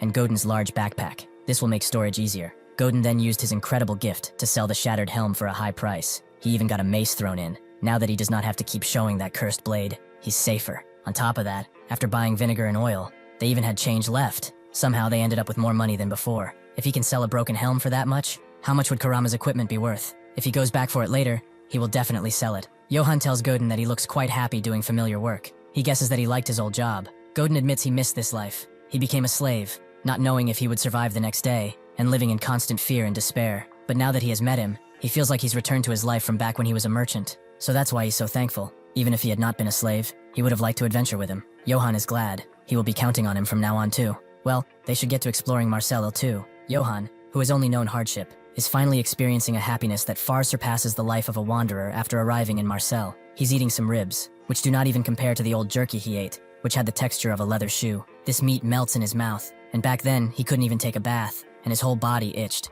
But here, he can bathe whenever he wants. When he was traveling, he never had a proper space to sleep, but here, he can sleep under warm, soft blankets. Life in Marcel is very good, and he has decided that he is going to settle here. And so, Johann dreamed of settling down, but fate did not allow such a thing to happen. The next day, in the city square, as Johann is enjoying his peaceful life with Godin, he overhears some merchants talking about bandits, who, this time, took one of the merchants' daughters. On top of that, the goods they were bringing were stolen too. The merchants were worried about the news of tomorrow, how they would live properly with bandits roaming about. Godin noticed the atmosphere wasn't good, and he guessed it was because of this. Suddenly, one familiar mercenary screams at a meat seller, wanting one meat skewer, as he had not paid yet. It's been 4 days since he last ate anything. This man was a straggler from the mercenary group Wolves of Akiton. He lost his main group in pursuit of Johann, and as he wandered, he ended up drifting here. Suddenly, they both notice each other, and the mercenary immediately begins pulling out his blade. Johann wonders if they really tracked him all the way to Marcel. This is really bad. Nothing good will come of fighting right now. Still,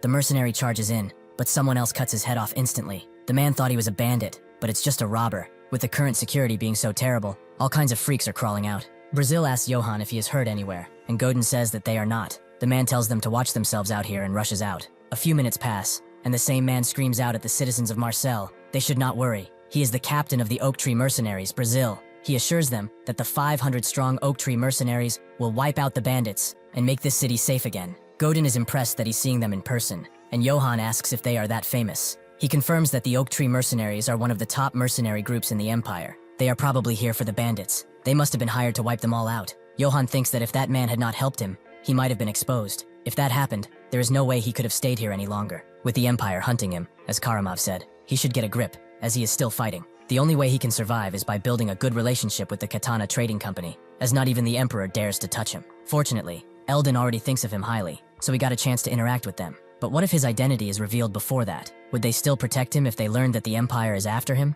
Not really. If he's exposed before he gets a good relationship with them, he will no doubt die. His goal is clear. He needs to go to the Katana Trading Company and get protection from the Empire. So until he gains the company's trust, his identity must not be revealed. Suddenly, someone asks if he is Johann, and she introduces herself as an exclusive maid of the Katana Trading Company, Ibelka. She heard of his exploits, and they were impressed, so they would like to form a close bond with him in his house. If he is not busy, could he come with her to the Katana Trading Company? They go there, and Godin stays outside with Karamov. Johann is glad he finally made it. This place could change his life, so he hopes the talks go well. A person comes from behind, noting that she heard of his exploits from Elden. She would like to formally introduce herself. She is Ion, the branch manager of the Katana Trading Company's Marcel branch. Johann introduces himself too, and Ion notes they should talk over a cup of this. This tea is a trade good brought from the Mediterranean. Johann thinks this is straight coffee, but thanks her nevertheless. He notes it has a wonderful aroma. Is it perhaps made by roasting fruit seeds and brewing them? She confirms as such, and notes that it's rare for someone to recognize it. Now, they should get down to business, as they can guess why he has come here. Johann wonders if they knew about him being hunted down, but Ian then says that he has ambition in his heart. She heard from Eldon how he protected the innocent, and showed mercy even to enemies. Seeing that a man like him has come to this city, where bandits run rampant, she was able to discern that his ambition is to save the city. Johann doesn't have a single clue about what she's talking about, but he plays along, noting that she has seen through his intent. She notes that ambition is not a bad thing. On the contrary, it's a worthy virtue, and their company loves to sponsor the ambitions of those who are worthy. If he wishes, they can even introduce him to the governor of Marcel. Johann is shocked. The governor is basically a mayor. Maybe he can get them on his side too. If everything goes well, even if the emperor shows, he won't be able to do anything. Johann thanks them for the offer, but could she tell him exactly what sponsorship entails? Ion explains that it means every service their company provides, such as restaurants, inns, and even entertainment. He may enjoy anything he wishes under the name of Katana. However, there is one condition. He must promise to fight under the company banner whenever required. Johann understands. In other words, she wants him to deal with the current bandits. She denies it. The Oak mercenaries have already departed for that. They would like him to do something else. Recently, the number of shop districts holding a grudge against them has increased. They say the Katana Trading Company is monopolizing the market, and the louder their complaints, the harder it is for them to handle. They would like him to remove the members of those disgruntled shop districts, preferably their children too. That is their condition. Later, Johann leaves the building, and Godin asks how it went. Johann seems somber, but suddenly tells him that they will go and suck some honey. 1 hour earlier, Johann refused. In a city as large as Marcel, It is only natural for complaints to arise if they monopolize distribution, and yet, instead of resolving it through discussion, they want him to kill them. Their families too? He cannot kill innocent people. He refuses to do it, so they should pretend that this deal had never happened. Ian looked sternly at him, but then smiled, noting that he passed. They were gauging whether he was suitable for their sponsorship, so he should forgive their impudence. Johan asks if what she said about the monopoly complaints is true, and she explained that the Katana Trading Company has never monopolized distribution, nor have they incurred any resentment. On the contrary, they distribute quality goods at accurate prices. They are rather well liked among merchants too. In any case, they wish to keep the terms first proposed, which does not mean they expect him to head into the battlefield immediately. The Oak Tree mercenaries have already gone to subdue the bandits. He's free to rest and enjoy the benefits in the meantime. So, would he join hands with them? Johan smiled and gladly accepted. Godin now wonders what his previous words meant, and Johan explains he wanted to say something like, "Let's go eat something expensive," as they are using money from the Katana Company. Godin guesses the talks went well, and Johan confirmed they sponsored him. Godin congratulates him, and Johan thinks that everything is finally going well. The bandits around have been causing trouble, but once the Oak Tree mercenaries wipe them out, this place will be peaceful, and he will live a happy life of pure relaxation. Suddenly he hears a scream, and it's from the city center, where 2 bodies have wound up.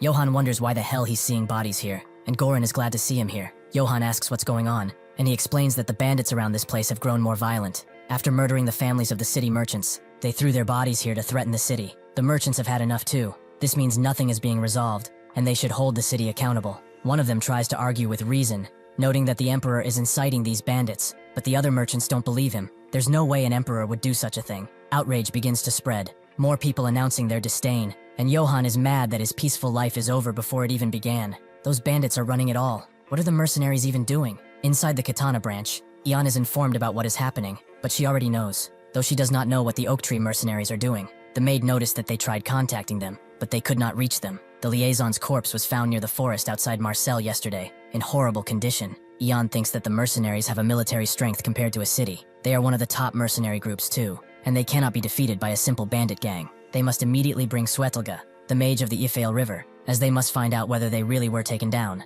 The prophet puts his hand in the river, and notes that Katana has it all wrong. Searching for the mercenaries will not change their fate. He also sees Johan, the man who killed the emperor's personal hunting dog. He's now hiding inside this city, eh? However, things will not go the way he thinks they will. Eventually, Swetelga arrives at the branch, and the maid invites him inside. He notices that she sounds thankful, and yet she sends someone who drives the carriage like a maniac. The maid apologizes and rushes to bring Ian, but he says it's fine. If it were that urgent, she would have come on her own. She tries to say otherwise, but he will not repeat himself, so she guides him to a place to sit down. As Swetelga strokes his beard, he notes that according to the voice of Ifale, he would be able to meet him here. Johan is outside too, dressed more adequately, as today is the day he will meet Marcel's governor. He's going to get on his good side and settle down here, putting an end to his life of wandering. As they walk in though, Karamov begins to growl, with Johan asking what is wrong. Swetelga notes that the name he gave him does not suit a divine beast. Johan wonders who he is, and how he knows Karamov is a divine beast. Johan asks who he is, and Swetelga introduces himself. He is the sage of the Ifale River.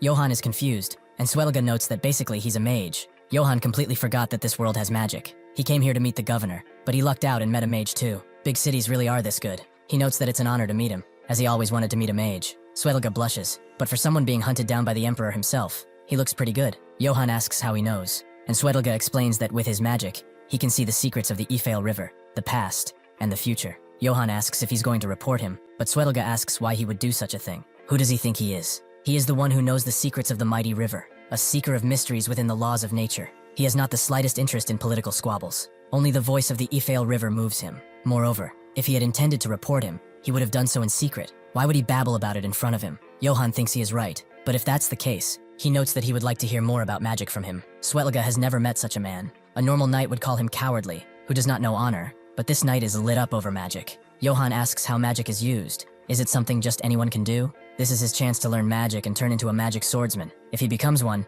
his chances will definitely go up. Swetelga agrees. It's because of fate that they met, and it's not like he can't tell him about it. However, telling him outright would be too boring. So if he wins even a single round in a game with him, he will teach him. Johan asks what they will play, chess or arm wrestling. Swetelga notes that he would have a clear advantage if they were to play that, and the game of kings is fun, but it cannot compare to the game of gods. Naturally, the game he is talking about is Go. Swetelga tells him to sit down. He knows it looks complicated, but he will go easy on him. Johan thinks he's lucky. He actually won a 4th Dan Go tournament before, so he is confident in his skills. He does not know how good this old man is, but he can beat him. With this, the true battle begins, a battle of wits, rather than blades. 50 minutes later, Johann seems tired, but immediately Swetelga asks him to let him take back a few moves. Johann denies his requests, as he has taken back his move 5 times already. Swetelga smashes the go table. How is he slaying in the game of gods? Is this truly his first time playing? Even the Sultan of the Eastern Empire could not surpass him. Johann notes that it's because he taught him so well. Swetelga asks for one more game. If he loses again, he will give him a gift that will help him. Johann agrees, if he insists. So how many handicap stones should he give him? Swetelga asks for 3, and so they begin playing again. As they play, he asks Johann why he's so interested in magic if he is of noble birth. Johann notes that he already knows the Emperor wants him dead. Wouldn't it be better to have more tools at his disposal? Swetelga notes that if he wishes to use it for combat, they can stop here, as the knowledge he can offer is nothing of the sort. Johann asks if magic really can't be used in combat, and Swetelga indulges him, since he did promise him. He heard of those who applied it to combat, but he should listen very carefully. What people commonly call mages mainly discover the mysteries of nature. Some discover them in wind, some in fire, and some even in some of sulfur. A certain fool even bragged that he discovered a mystery in the Black Forest. Those discovered mysteries are called spirits, and mages borrow the power of said spirits. They usually lend their powers without asking for anything in return, but there are times when their whims cause death. Even if he comes in contact with a mystery, he should be careful not to go against their will. Johann understands. He probably won't risk his life only for a little magic. He doubts magic items even exist at this point. Ian rushes towards their room upon hearing that Swetelga is here, the maid apologizing, as he said not to tell anyone. As she enters the room, she sees him teasing someone with the game of gods again, but it appears to be the opposite, as he is losing to none other than Johann. Just what kind of person is he? She makes her presence known, and notes that he should have told her that he came to Marcel, has been playing with Johann all this time. Swetelga notes he was just playing a few games with this knight, but since she arrived, they have to finish it here, and certainly not to cover the fact that he was losing pretty badly. He hands Johann 2 vials. It's the reward he promised. They are water flasks containing the final secrets of the Ifale River, called the Water of Wrath and the Water of Blessing, respectively. At the Oak Tree Mercenary Outpost, everyone is scared out of their wits by a malevolent being who exudes an aura of death. The mercenaries can only scream as they are attacked. Johann picks up the flasks, and Swetelga explains that ever since ancient times, the Ifale River has a long-kept secret, the mystery of life and death. He spent his entire life trying to uncover it, but the river never revealed it to him until he showed up.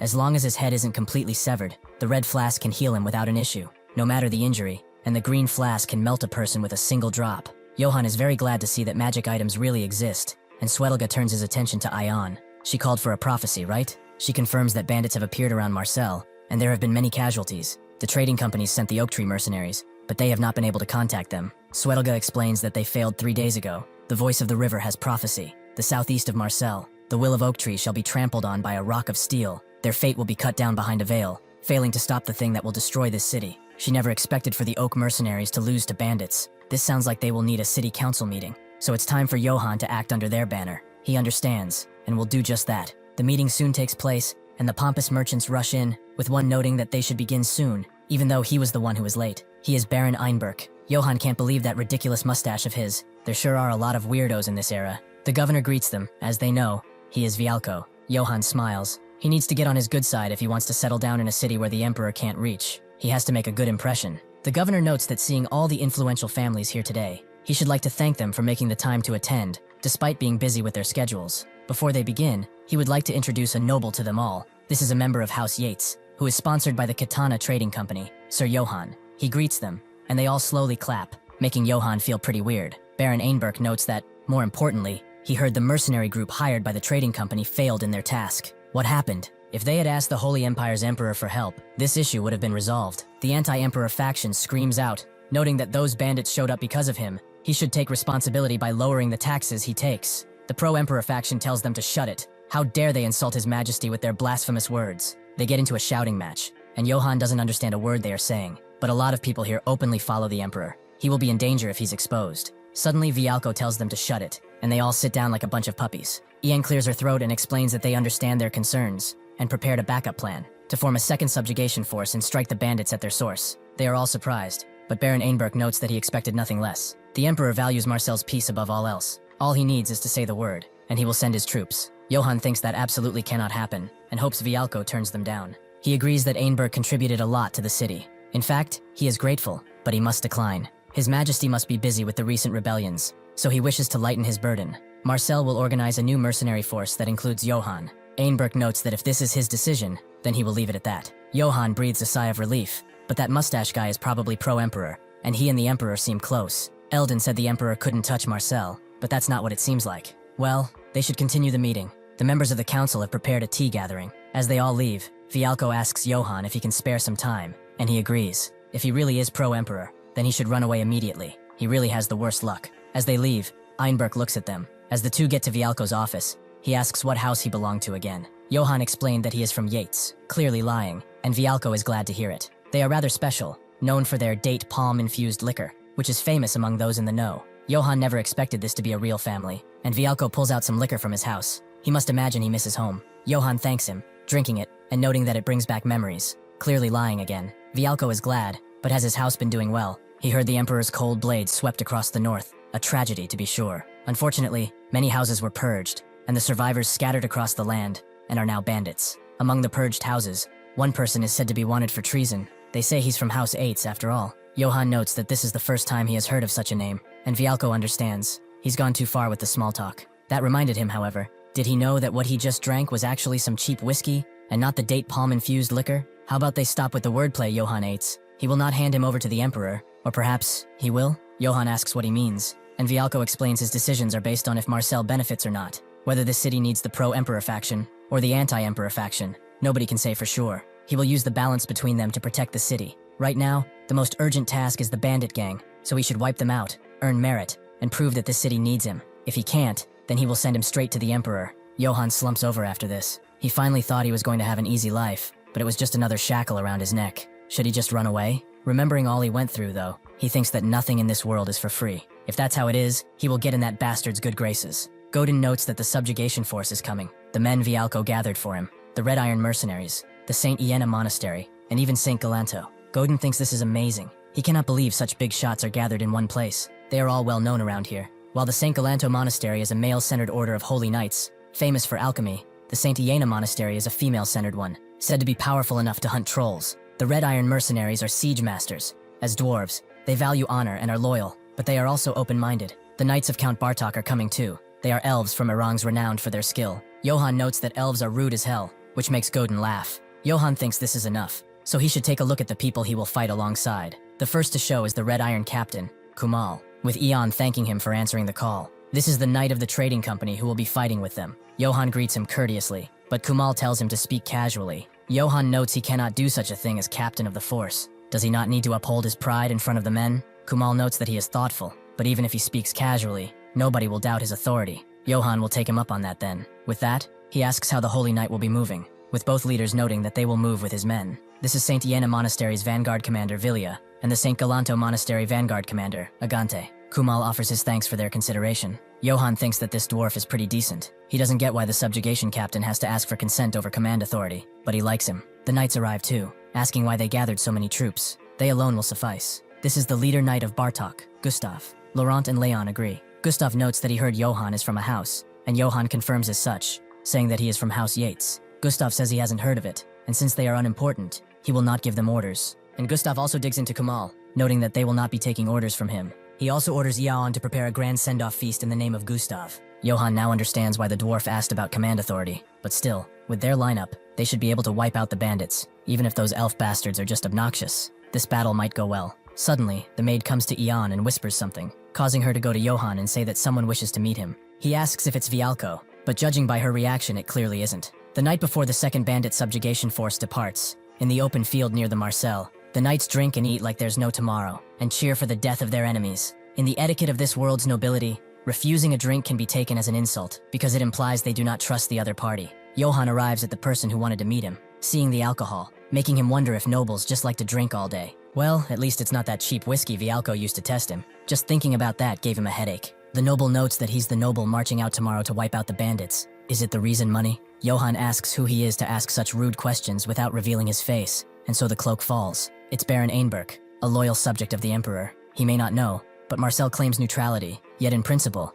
it behaves like an anti-Emperor faction. Does he understand why he sought him out? Johann still doesn't. He is not good with complicated things. Einberg thought he would say so, but he should listen well, as he will give him a life lesson. Merchants only require two things: profit and strength. If the Katana Trading Company is backing him, that means he is their strength, someone who knows of battle. Johann asks why he thinks that, and Einberg thought about his name. He looked into it, and could not find his house. Though House Eights, which does sound familiar, exists, it was wiped out because of treason. Not only their lord, but everyone in the keep. Anyway, What help is a nameless house to a trading company? Whether he is Yates or Yates, it matters not. They took him in here because they saw strength. Johan asks what he wants, as he doesn't have all night. Einberg tells him not to go to the subjugation tomorrow. He should use his strength for his majesty, and he promises him rewards greater than anything. Johan understands that a chance to become part of the Empire's core, receive formal knighthood, and obtain a fertile land. If he follows the Emperor, only glory and peace will lie before him. The Baron confirms as such, but Johan asks if it's not the way of the world for the weak to spill the blood, and for the strong to drink it.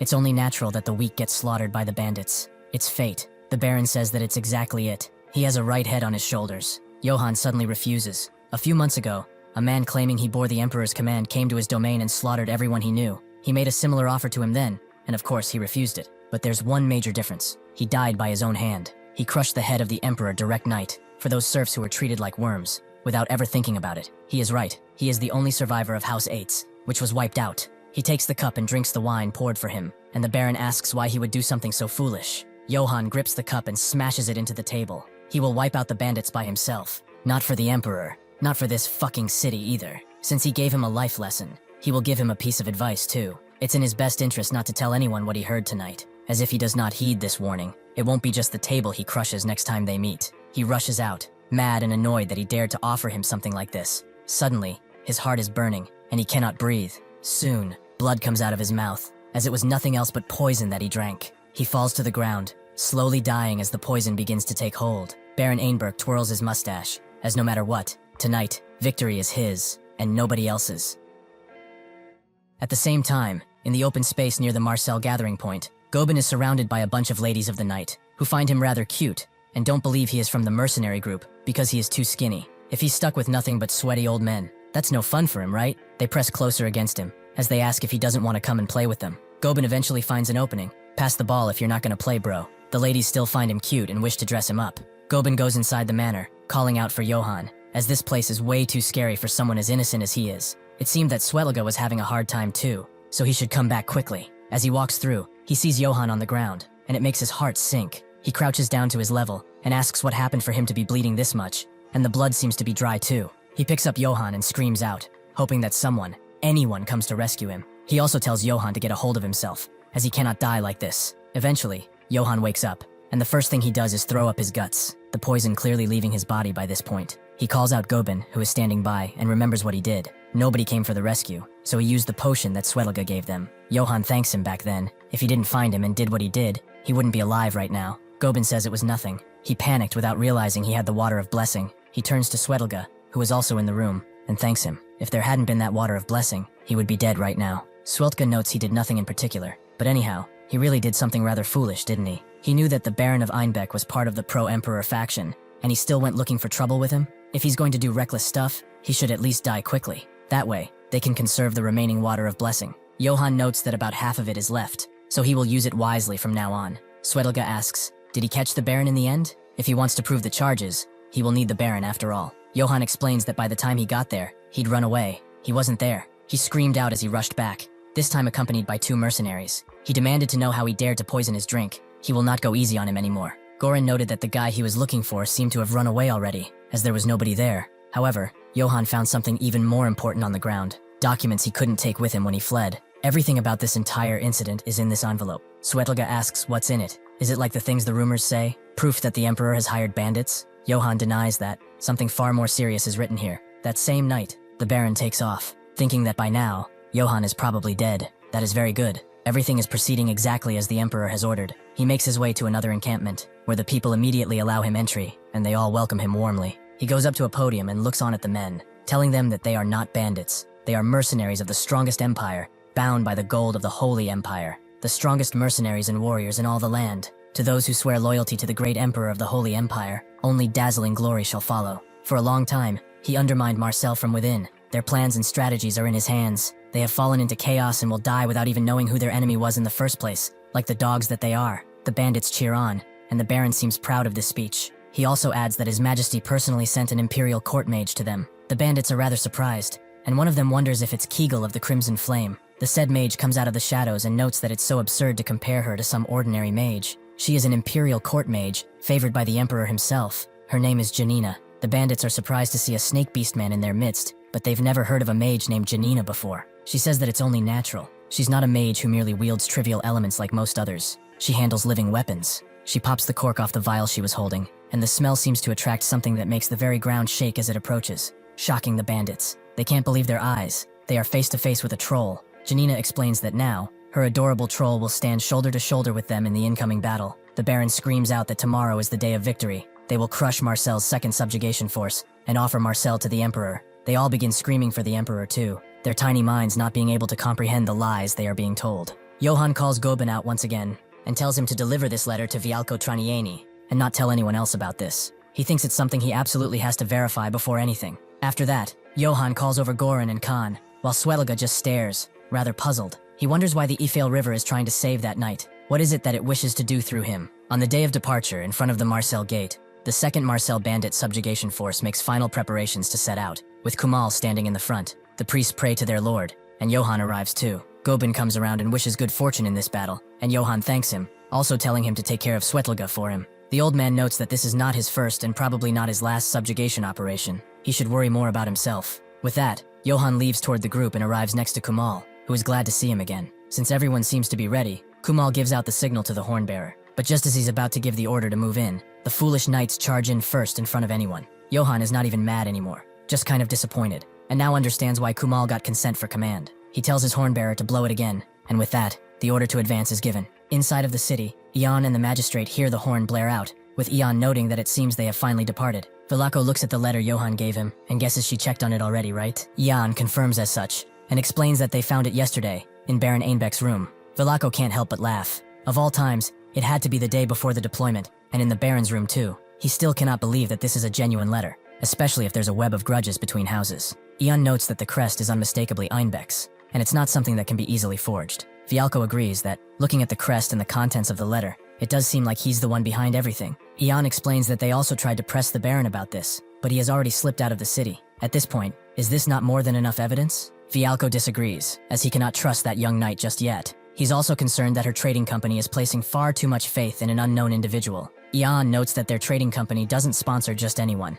They place their trust only in those they deem are worth it. Vialco understands that perfectly, but she should remember this. If those knights' misguided actions shatter the balance within the city, the Katana Trading Company won't be able to avoid the responsibility for their actions. As she heard this, Ian formed one thought in her head. This man might be from the Pro-Emperor faction.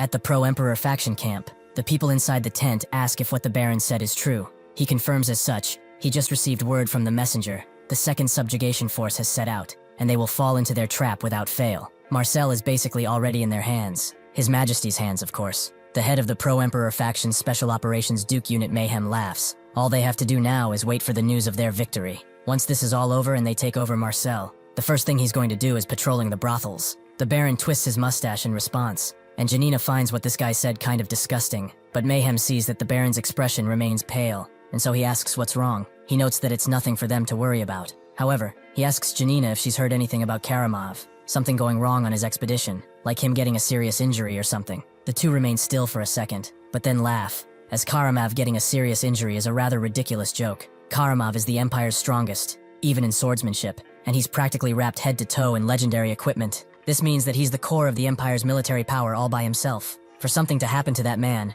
it would have to take 1,000,000 men. The Baron's nerves are calmed down a little now. What that lowborn said was actually something to try and deceive him. It's a good thing that he ended his pathetic life. The subjugation unit eventually arrives near the battle, where they see that Gustav's unit swept through cleanly, seemingly taking care of a couple of bandits ready. Gustav's man sees them, and notes that they thought something happened to them, but it's just the dwarves being slow, isn't it? Kumal steps forward and notes that he is indeed a dwarf, but Johann is actually a noble, so how about they show some respect, before he crushes those pointy ears of his, that is. As they bicker, Johann thinks that elves and dwarves really don't get along, as expected. He tells Kumal that this is enough, and he apologizes. Johann moves his attention to one of the elves, and asks if there was fighting here, and where everyone else went after the battle. The elf explains that the valiant Gustav and the elven knights wiped this place clean. They are now leading the main force in pursuit of the remaining bandits. Sure enough, they are marching through the forest against the bandits, who are all running for their lives. The elf also emphasizes that every piece of loot and prisoners here belong to Gustav and the knights. They arrived late, so they do not have to share. Kumal notes that they've already been paid by the trading company, so they can split up the copper and broken blades they find among themselves neatly. Johann feels that something is off. The bandits wiped out the Oak Tree mercenaries of 500 men, yet they lost on one side against maybe 20 men. It's like the elves didn't even take a single casualty. He looks on at the forest on the right, and thinks it's the perfect terrain for an ambush. He asks the elf if they searched the forest around here, but he wants to know why. Is he planning a hunt or something? Johan knew it. Those bandits retreated on purpose to lure them deeper inside. This is clearly a trap. Kumal gives out the order to keep moving. If those pointy-eared knights start nitpicking again, they will hear no end of it after the battle. Johan tells him to stop only for a moment, and tells him to get the unit in a defensive formation right now. All shooters are to concentrate fire into the forest. Kumal tries to tell him that attacking an empty forest is a bit of an exaggeration, but Johan explains that if there is an enemy lying in ambush in that forest, the terrain here puts them in serious danger. They need to make sure first before they pass through. Kumal believes they can just crush them, as these are only bandits. Johan believes he's too short-sighted, as they even annihilated the famed oak tree mercenaries. They can no longer treat them like bandits, so before the main force goes deeper, they must confirm right now. The elf there laughs, and Kumal notes that if they pour firepower in, and it turns out that there was nothing, those pointy ears will humiliate them. They will call them cowards scared by bandits. Johan tells him that if he can trade his honor for the lives of these men, then he will do so as many times as it takes. The elf continues laughing, and Kumal is pretty annoyed, but he decides to follow Johan's suggestion. He thinks this is good. He managed to persuade them. Unlike last time, Kumal orders the men to get in defensive positions, and the shooters to prepare to fire. The dwarves put up their long shields, and above them, the arrowmen prepare to fire towards their flanks, and the mortarmen split up to accommodate the sides. With that, they fire into the forest, and they actually hear the clinks of armor as the arrows are stopped. Everyone is surprised, as there really was an ambush. But the most surprising thing is that this is no bandit gang. Before all of this, Johan asked Goran and Khan if they had heard of the Bullhead mercenaries. Khan has. Even among mercenary groups, they are pretty well known. There's an all-elf mercenary group called the Wolves of Akiton, and they say the Bullheads are even more expensive than those bastards.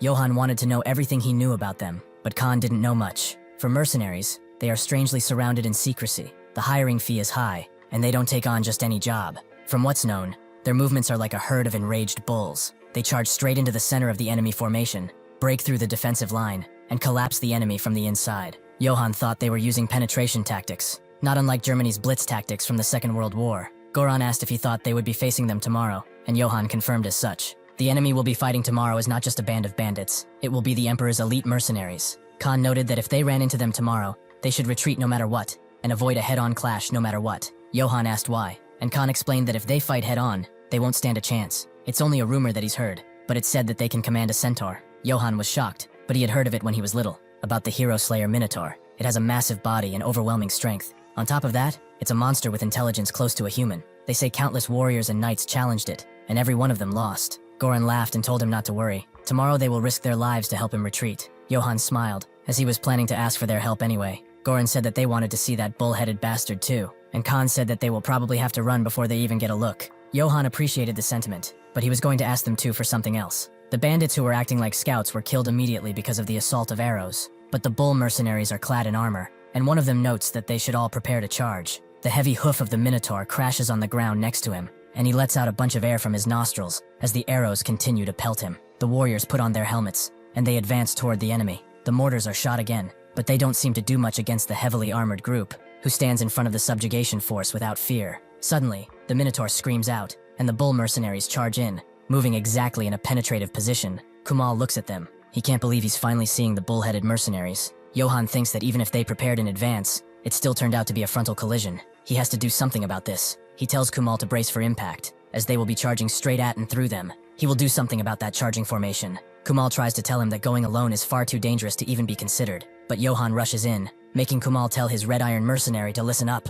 These bull-headed mercs are trying to test their might, but they will learn soon enough just how useless their weapons and armor really are. The bull-headed mercenaries see Johan approaching, but don't even flinch, as it is only one man. If he is desperate to die, then they will grant his wish. However, Johan, using only a mace, begins to swipe down, taking one of the heavy mercenaries down instantly, before pummeling the others as he goes through, seemingly breaking their formation as they attempt to slow him down. The second leader sees that he's trying to smash their formation, so he shouts at everyone to maintain the breakthrough formation no matter what. Johan is left alone, and damns it all, as he didn't expect them to realize what he was trying to do that quickly. Kumal tells his men to get ready, just as the bull mercs are at their doorstep. Both merc groups are screaming out, but the second bull merc leader smashes through their shield formation, and his men begin to rush in, killing man after man in a brutal push toward the middle. Seeing this, however, Kumal and his warriors charge in, Kumal himself cutting the elite merc's leg before hitting his jugular, putting the heavy man to the ground, shocking his men. Kumal calls out to his warriors as his weapons begin to glow in a fiery aura. He wants to see their weapons filled with the blood of their enemies.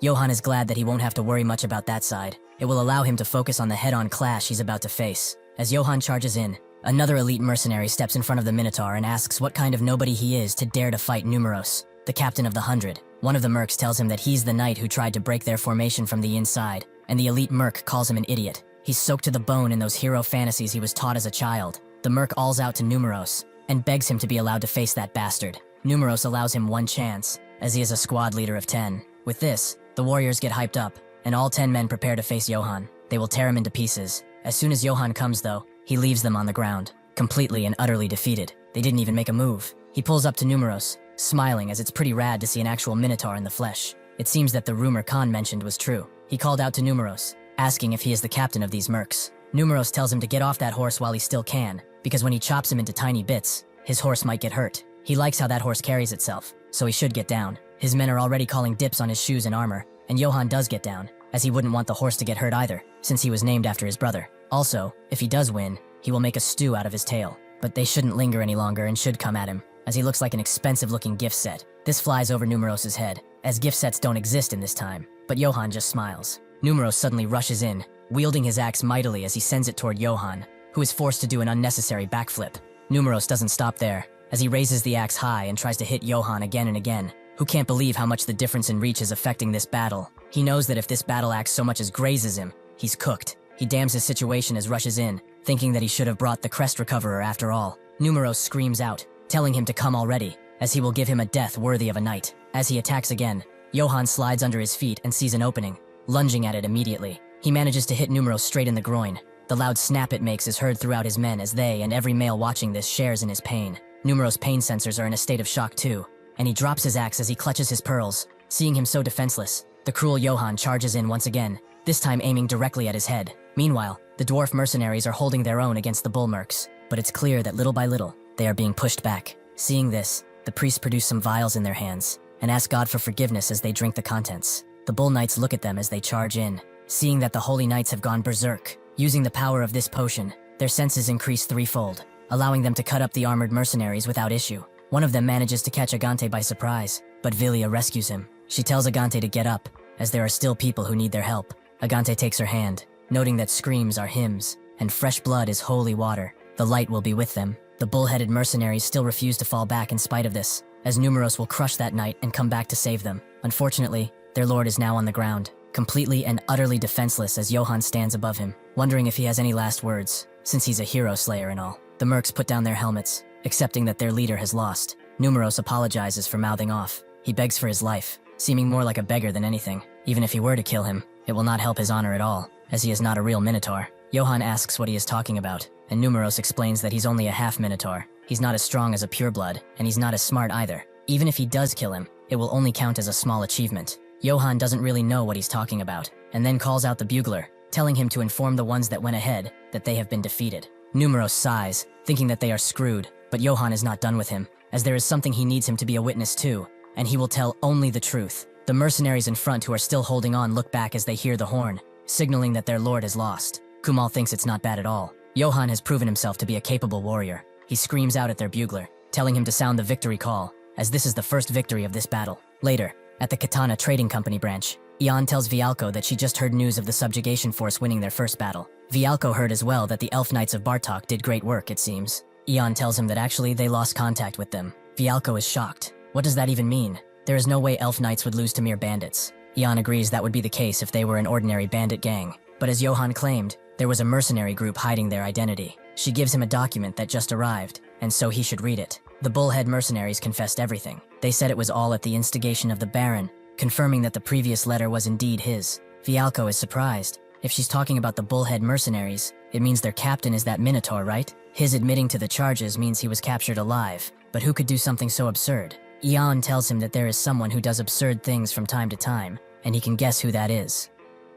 Johan takes a rest. Swedelga, along with Godin, comes into his tent, with Swedelga noting that he has worked pretty hard. Johan tries to get up, noting that he came a long way to get back to the outpost, but Swedelga tells him not to get up. He's pushed himself hard today, so he should get some rest. Godin then explains that he has heard everything. They say he swung his mace once, and a whirlwind of air burst out, taking out 50 men in a single strike. Was that how it really went? Johan sighs, telling him not to exaggerate, but he kinda likes this praise, and he wants even more, to the point where even Vialko can hear it. Suddenly, though, someone else comes, noting that this boy is not exaggerating at all. It's Kumal, who notes that the Red Iron mercenaries do not see it that way. He deserves every bit of praise he receives. The way he charged straight at the enemy, it set all of their hearts ablaze. The valor he showed this day will be a great example for even dwarves like them. Johan notes that he flatters him, but he will accept this flattery gracefully. With everyone talking him up this much, Vialko will surely look at him in a more favorable light too, right? Suddenly someone else comes again, noting that his strength is impressive, but they are truly shocked by his tactics.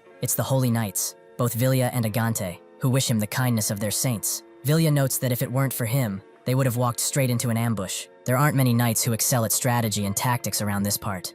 And beyond, she was deeply moved by his character. He actually spared the enemy commander. Johan guesses she's talking about the Minotaur. Once he actually fought the guy, he didn't really seem like much. Besides, there was no need to kill him, right? Vilya, with the same smile on her face as before, explains that a Minotaur possesses overwhelming strength. He could wipe out an entire mercenary group on his own. Even for them, a head-on fight would have been rather hopeless. Even if he showed an intent to surrender, an ordinary knight would have naturally cut off his head for the achievement of killing the hero slayer. This would be true, even if he was only a half Minotaur. However, he did not. Respecting a life, even if it's from an enemy, is a rare virtue. Johan thinks that's a bit much, and explains that he only kept him alive because it was necessary. This kind of praise is making him a little embarrassed. Swedelga clears his throat and asks if he even knows how many people have been slaughtered by Minotaurs on the battlefield. When humility goes too far, the ones praising him may end up feeling awkward, so he should accept it. With that, Johan actually takes their thanks, thanking them in turn, and Kumal thinks this is better. Their enemies are mercenaries too, so it's a fight worth having.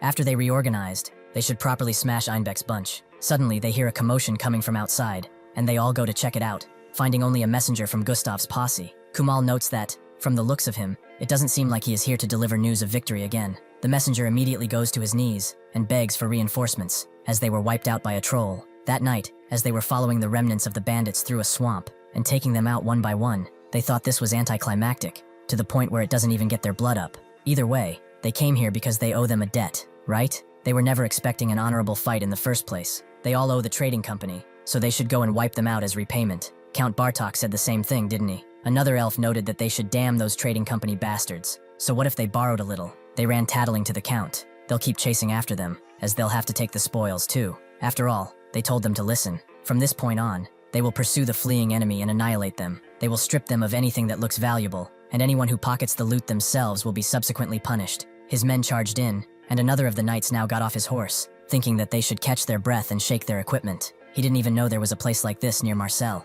Gustav agreed. It's the kind of place that makes one's skin crawl. Feels like something's about to jump out at any point. Sure enough, after a while of waiting, someone was coming. Someone who looked stranger, like one of their soldiers. But there's no way they finished the annihilation that fast, right? Suddenly they see that this soldier is almost entirely broken, and as he begs for help, a hand smashed into him, annihilating him. Gustav drew his blade immediately and asked what this is. That's when they came face to face with the troll. They fell into the trap those bastards set. The bandits vanished, and then a troll descended on them. Johan guessed as much. It was a trap to lure them deeper inside, but he's saying they're controlling a troll. There's no way something like that was in Einbeck's letter, right? The messenger explains that the 3 knights of Bartok are still there, so he begs them to please save his men. Kumal looks at the others and asks what they think. Vilya notes that it's their creed not to turn their backs on those in trouble, but this might be too much, and Agante agrees that for now, they will follow his judgment. Johan asks what kind of creature a troll is, as it'll be easier to decide once they know. Vilya explains that she has defeated a troll before. However, if she hadn't had the help of God,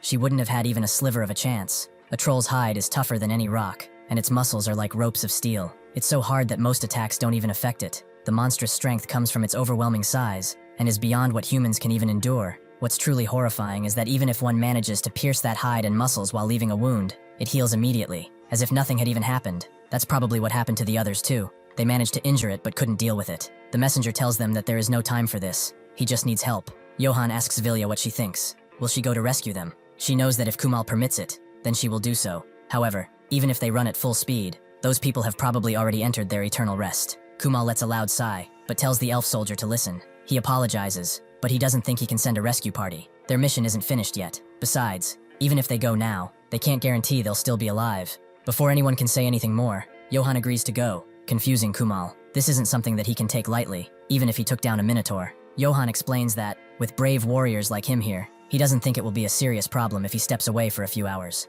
If they're sending a rescue party, he will go. Kumal is shocked, and notes that he already heard it. Now that even if they're going, it will likely be meaningless. On the contrary, only to put him in danger too. Johann asks, what if they're alive? What then? He cannot stand by and watch as a troll slaughters innocent people. If even one of them is alive, then is it not worth rescuing them? The two priests are amazed and very touched, and Johann crouches down to Kumal's level, asking him to send him. Kumal lets a loud sigh, and notes that he surprises him every single time. He will have his rescue party, but seriously, just how noble is his character? Godin is touched too, but Swedelga can see through his motives pretty well. Sure enough, Johann thinks that even if the opponent is a troll, the elf knights aren't weak either. If he hurries, they might be able to pull off a rescue, and they're from Erangs, right? He has heard that elves there are loaded, so as a reward, he is going to squeeze out as much gold as he possibly can. At the bandit camp, the bandit leader explains that a dispatch notice came in from the scouts. They said the elf knights have fallen into the trap. He can't help but laugh at this. If the elf knights of Erangs got wiped out just like that, then the relationship between the city magistrate of Marseille and Erangs will definitely be finished.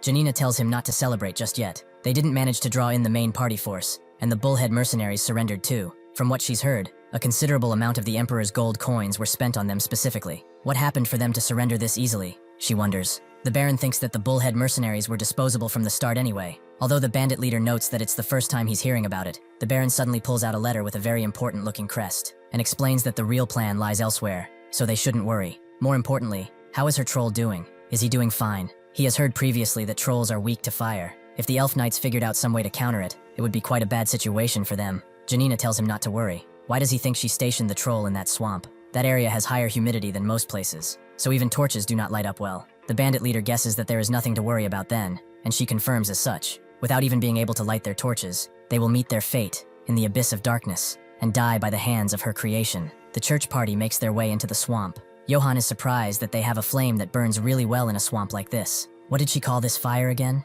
Vilya explains that it's Ina's fire, a holy magic. It's a spell passed down through their monastery for generations, mainly used when exterminating monsters like this. Johann guesses they hunt trolls with Ina's fire, and she confirms as such. A troll's rapid healing ability can be suppressed with the holy magic of this fire. Thanks to this sacred flame, they were able to kill that troll. Johann asks if it's different from normal fire, and she confirms as such. The casting speed varies depending on scale. Once it catches, even water won't put it out, and it burns whatever it catches to the very end. It's a flame of purification that incinerates the impure according to the caster's will. Truly, it is a cleansing flame. Johann is a bit scared, as that seems eerily similar to white phosphorus. She is impressive in many ways though. Holy magic, swordsmanship and stamina that doesn't fall behind the horse's speed is pretty incredible. Vilya laughs, noting that it is the result of receiving God's grace and training every single day. Johann admits it's reassuring to have her accompany them. He was a bit worried since they are such a small elite group.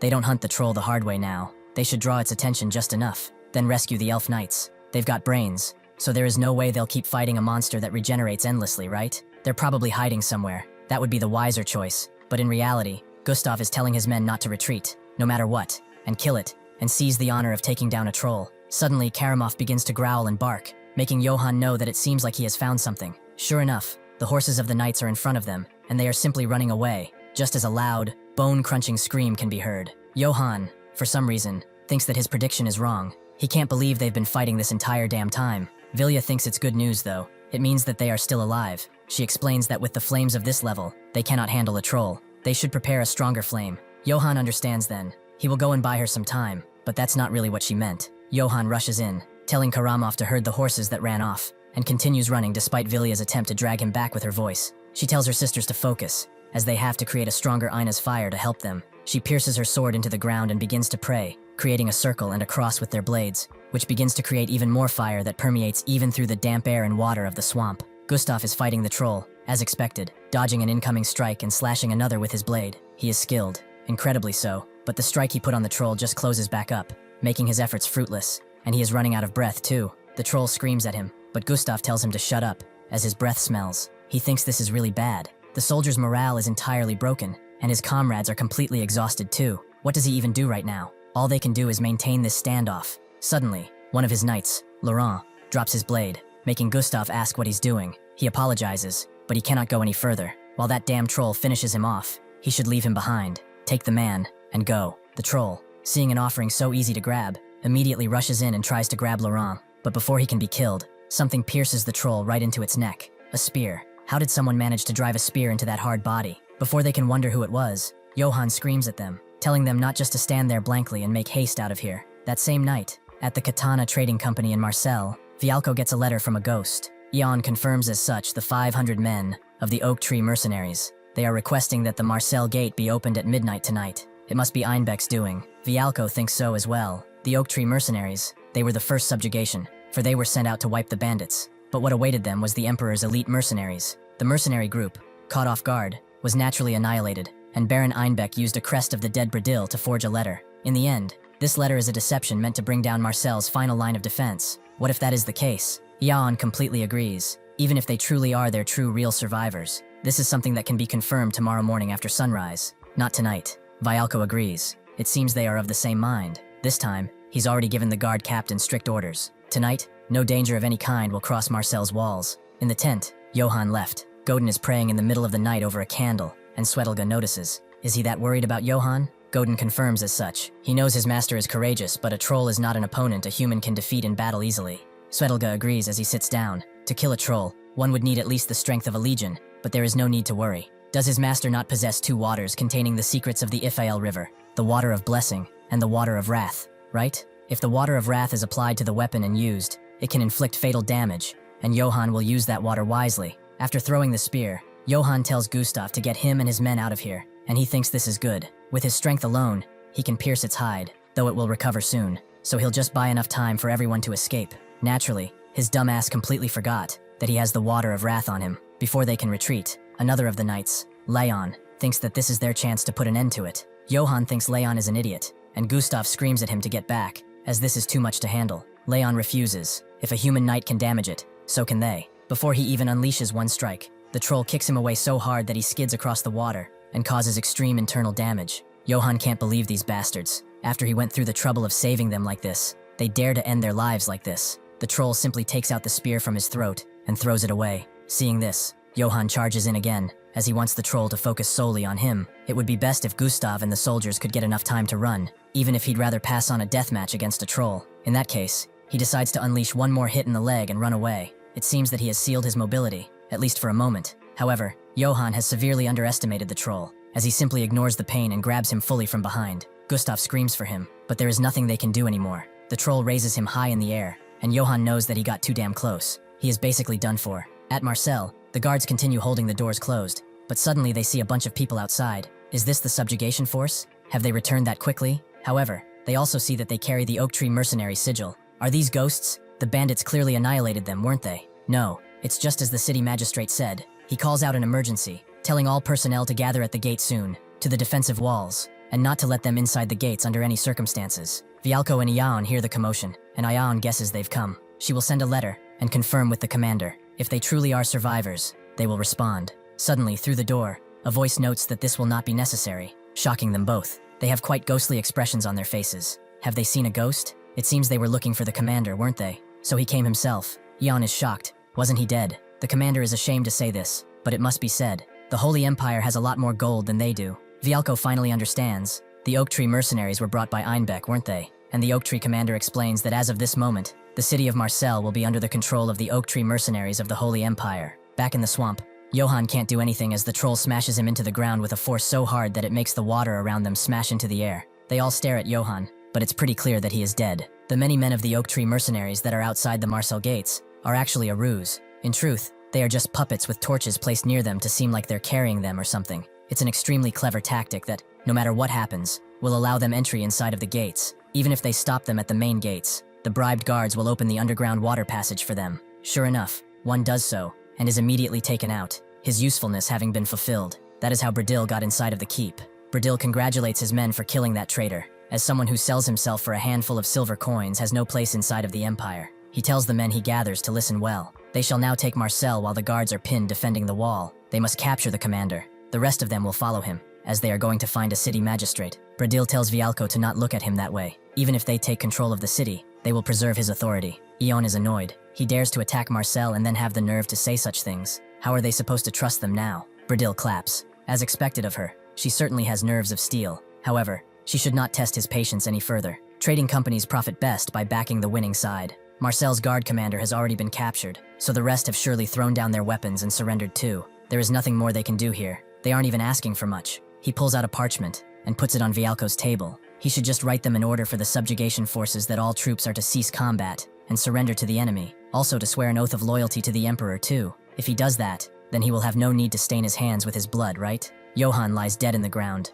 and the troll moves on to the ones who attacked him first, the few puny elves that are left. Gustav has had enough. He tells the other knight to take Leon and the troops and fall back, as he will buy them time. He refuses as he wants to stay, and tells some of his men to help Leon quickly, but suddenly Gustav screams at him, explaining that this is an order, not from a friend but from his superior. He will go now. Before he can say anything more, Gustav charges at the troll, telling it to come, as he wants to die an honorable death in combat. As they fight, the last vestiges of consciousness seep out of Johann. He remembers his old master's words, that he should not fight an enemy he cannot defeat. If danger comes, he will run. If he must fight, then he must kill them. That is the rule to never die. He apologizes now, as it seems he has reached his limit. His body won't even move anymore. He's too tired to move anyway. He closes his eyes and looks back on it. Life really was a painful endeavor. Now his heart will just stop. He deserves some rest too, some peace and quiet, and he will gain those after death. Before that can happen though, something akin to a woman comes close and kisses him on the cheek. He immediately opens his eyes with a new steeled resolve. He refuses to die. If he cannot escape death,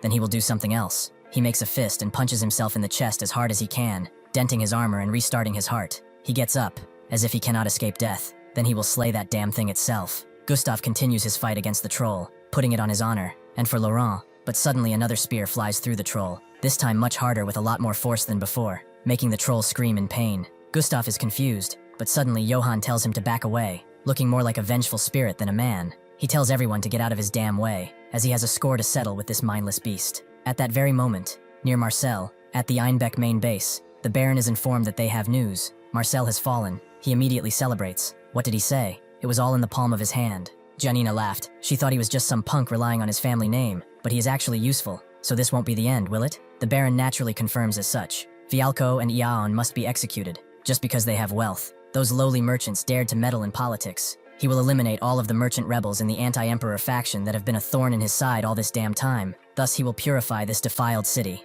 With this, the other trading companies on this continent shall know that even with their lowly money, they cannot buy noble blood and honor. They all hold a toast, and after drinking, the bandit leader notes that he will report this joyous news to the emperor. The Baron agrees, but he should be sure to tell him that this was his strategy which took Marcel. As the bandit leader walks through the forest, he thinks the Baron is a cunning bastard. He was really planning to monopolize all the credit, wasn't he? He really thought he'd report to His Majesty exactly what he wanted. Before he can think on how he can ruin his reputation, he sees a bunch of horses. What are they doing in such a deep forest? From the looks of things, these horses must be from some dead knights. This white one is especially nice. They'll behave, right? He mounts the white horse and thinks that whoever owned it is a fine steed indeed. He could reach the Imperial Palace much quicker with this. He tries to make the horse move, but it doesn't, and it digs in the ground with its hoof. Suddenly, though, he hears a very, very low growl, and in front of him, Kuramov has just noticed that someone is trying to take his master's property. Leon wonders if it's really okay for that human knight to face the beast alone. Should they not join in? Gustav refuses. As much as he does not want to admit it,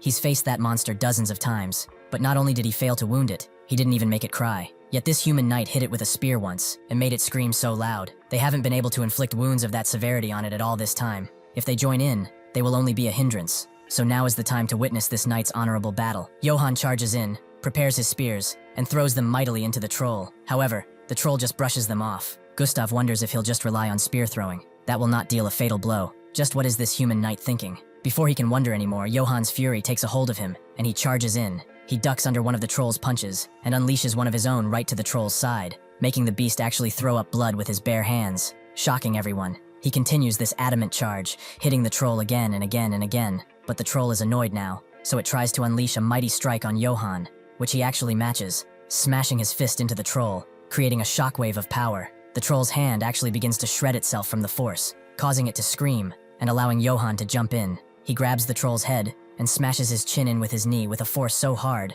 that it makes the beast stumble back and fall into the water, just like he did a few minutes prior. Leon is simply shocked, and asks Gustav if he is not dreaming. Gustav remains silent for a while, but then tells Johann to do it now. Before that thing recovers again, they must retreat quickly. Johann, however, isn't even hearing him. He climbs over the tired beast, and puts both his hands into its mouth, grabbing its jaw tightly. He begins pulling up with a force that could move a mountain. The troll tries to wiggle around to force him to stop, and it actually manages to grab Johann's neck, but this does not stop him. He continues pulling and pulling until the beast can only scream, and a loud, ugly tearing sound can be heard throughout the entire swamp, shocking Gustav and the others. Johann catches his breath loudly, completely and utterly spent. But with the troll's jaw completely removed, it should be finished. As the horses of the elf knights and Johans run through the forest, Kuramov drags the thief leader away with them. He wonders what is going on. Is this creature planning to eat him along with those horses? Is he going to die such a miserable death? Sensing his incoming doom, he screams out into the night, but nobody truly hears him. After the fight, Gustav looks on at Leon, who is taking his last breaths. He tells him to not make such a face if it does end like this. Is it not an honorable death for an errant knight? He cannot hide his grief. He looks at Leon as he vomits up a bunch of blood. Leon himself tells him that it's all right, and if he could tell his father about how he fought on the battlefield, it appears that he will not be able to tell him himself after all. Gustav crouches down, tears streaming down his face, noting that he fought braver than anyone else here. He will make sure that his father honors his life well. Leon nods, thanks him, and looks at them with a fading light in his eyes. He calls out, Gustav, Johann, and his brothers and friends of Bartok. The time he spent with them was truly a great honor. The Bartok knights cry out fully now, but Johann just kind of looks at them with a pretty uninterested expression. He pulls out the vial of water, thinking that it's a shame to use this on an NPC. However, it is worth the investment for now. He goes to Leon and hands him the vial, telling him to drink this, as it will ease the pain. Leon grabs it with a shaky hand, noting that it appears he's about to see something interesting, to meet a knight with such bravery as his. Johann tells him to just shut it and drink the potion. Leon does so, and as the last drop falls on his lips, his hand falls down as well, and his breath becomes even as his heart stops. Gustav tells him to rest in peace, noting that he was a friend who was like a brother to him. He gets up from his crouch, and thanks Johann for easing Leon's pain. If it was not for him, he would have suffered until his very last breath. Johann says nothing though, as sure enough, Leon begins to cough up again, but this time he appears much, much healthier. Leon demands to know what kind of potion he gave him. The pain is completely and utterly gone, and strangely enough, he actually feels refreshed too. His vision is clear, and it's pretty easy to breathe. Johann congratulates him, and asks how it feels to be reborn. Leon doesn't understand reborn. Just what kind of potion is that? Johann explains that this was the water of blessing. It's a miraculous water that can save anyone as long as they are not fully dead. It's a mystical potion granted to him by the mage of the Eifel River, Swetelga. The other knight hugs Leon, and in turn, Gustav hugs Johann. Overwhelmed by emotion, he thanks him very, very much. He saved the friend who was like a brother to him. Without a doubt, he is the most honorable knight in all the human race they will ever meet. Johann appreciates it, but it was water he got from Swetelga, so he should thank him instead. Gustav says he is not wrong. However, he is the one who used such a precious item on his friend, so he is the one who deserves all the credit here. He immediately turns to his men and asks if they also know that the honorable knight Johann has saved their brother. As warriors of Bartok who uphold their honor, they will all show their respect and praise Sir Johann. They immediately do so, screaming his praise, and Gustav feels proud. However, Johann thinks that this is just plain embarrassing. He has never felt this embarrassed in his entire life. Gustav then turns to him, still giddy, and tells him that now he is like a sworn brother to him. From this day forth, anyone who insults Johann will face their wrath. He whips out his blade, twirling it around, and declares that anyone who becomes an enemy of Johann will face their swords. The warriors all cheer, and Johann claps, noting that it's truly an honor. Although if you would be honest, he'd prefer to just be paid. Don't they have luxury goods and money? That night, Godin goes to Swetelga's tent, very happy as he dances around. As they say, Johann won against a troll. Swetelga expected as much ever since the mystery of the Eifel River was added to Iena's fire, even on a small-scale subjugation, as it is certainly possible. Godin tells him it wasn't like that. They say he didn't use Iena's fire or magic. He ripped the troll's mouth open with his bare hands and killed it. Swetelga says yeah, not really caring for the rumors, but then he thinks about it and jumps up, confused as all hell. He killed that troll by ripping its mouth open with his bare hands. Valea takes a look at the troll corpse, finding it simply incredible. The muscles and ligaments in its right arm are entirely torn up, its bones are crushed into pieces, and all of its internal organs were ruptured, beyond its jaw being ripped open like this. It appears the troll died before it could regenerate from such a brutal set of attacks. And to keep the corpse intact on top of all of this, just how did he do it? It took dozens, if not more, to defeat a troll with the flames of pure purification. They had to burn it until it was nothing but charcoal. Johann didn't really think about that. This is how people here killed the trolls. He thought it was the same as the game. Valea knows that they should save that for later. Now congratulations are in order. From this day forth, whenever people introduce Johann, the title Troll Slayer shall accompany him. They will handle the transport of the troll corpse for him as well. While its skin and blood are still preserved like this, he can sell it for a high price to the Marcel Trading Company. Johann immediately perks up after hearing this. Is this an achievement?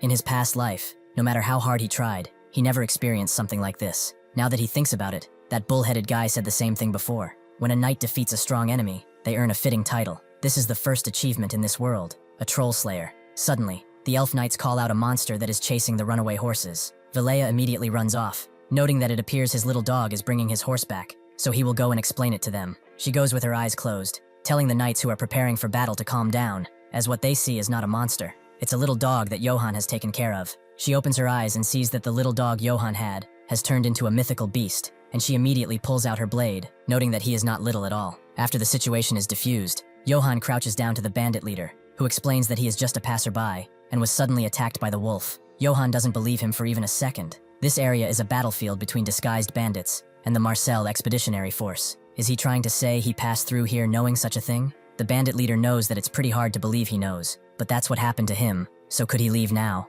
Gustav comes forward, calling Johann an honorable brother, and asks if he could have a word with this fellow. Johann tells him to go ahead. As the bandit leader tries to also explain that he was just passing by, Gustav pierces a dagger through his arm, pinning him to the ground. He should listen close, passerby or whatever he is. He does not care, but since he is in a pretty bad mood right now, he is going to cut off his fingers one by one. Starting now, the bandit knows he is about to get absolutely shredded. The bandit leader explains who he is, Lieutenant Brandon Mayhem, member of the Imperial Special Operations Unit. Gustav notes to Johann that his intuition is pretty sharp. It is truly impressive, as he was only guessing. Johann wonders if this guy really just stabbed a random person without even knowing who he was, and asks if he knows anything else besides his name and affiliation. Gustav says that it is naturally so. Congratulations are in order, as they have just struck gold. They have just located Baron Einbeck's command post. Johann is shocked. If they capture him, they can end this battle. He bows his head down slightly to Gustav, noting that he has a request. Before Baron Einbeck realizes it, they need to launch a surprise attack with the forces right now. Gustav immediately agrees,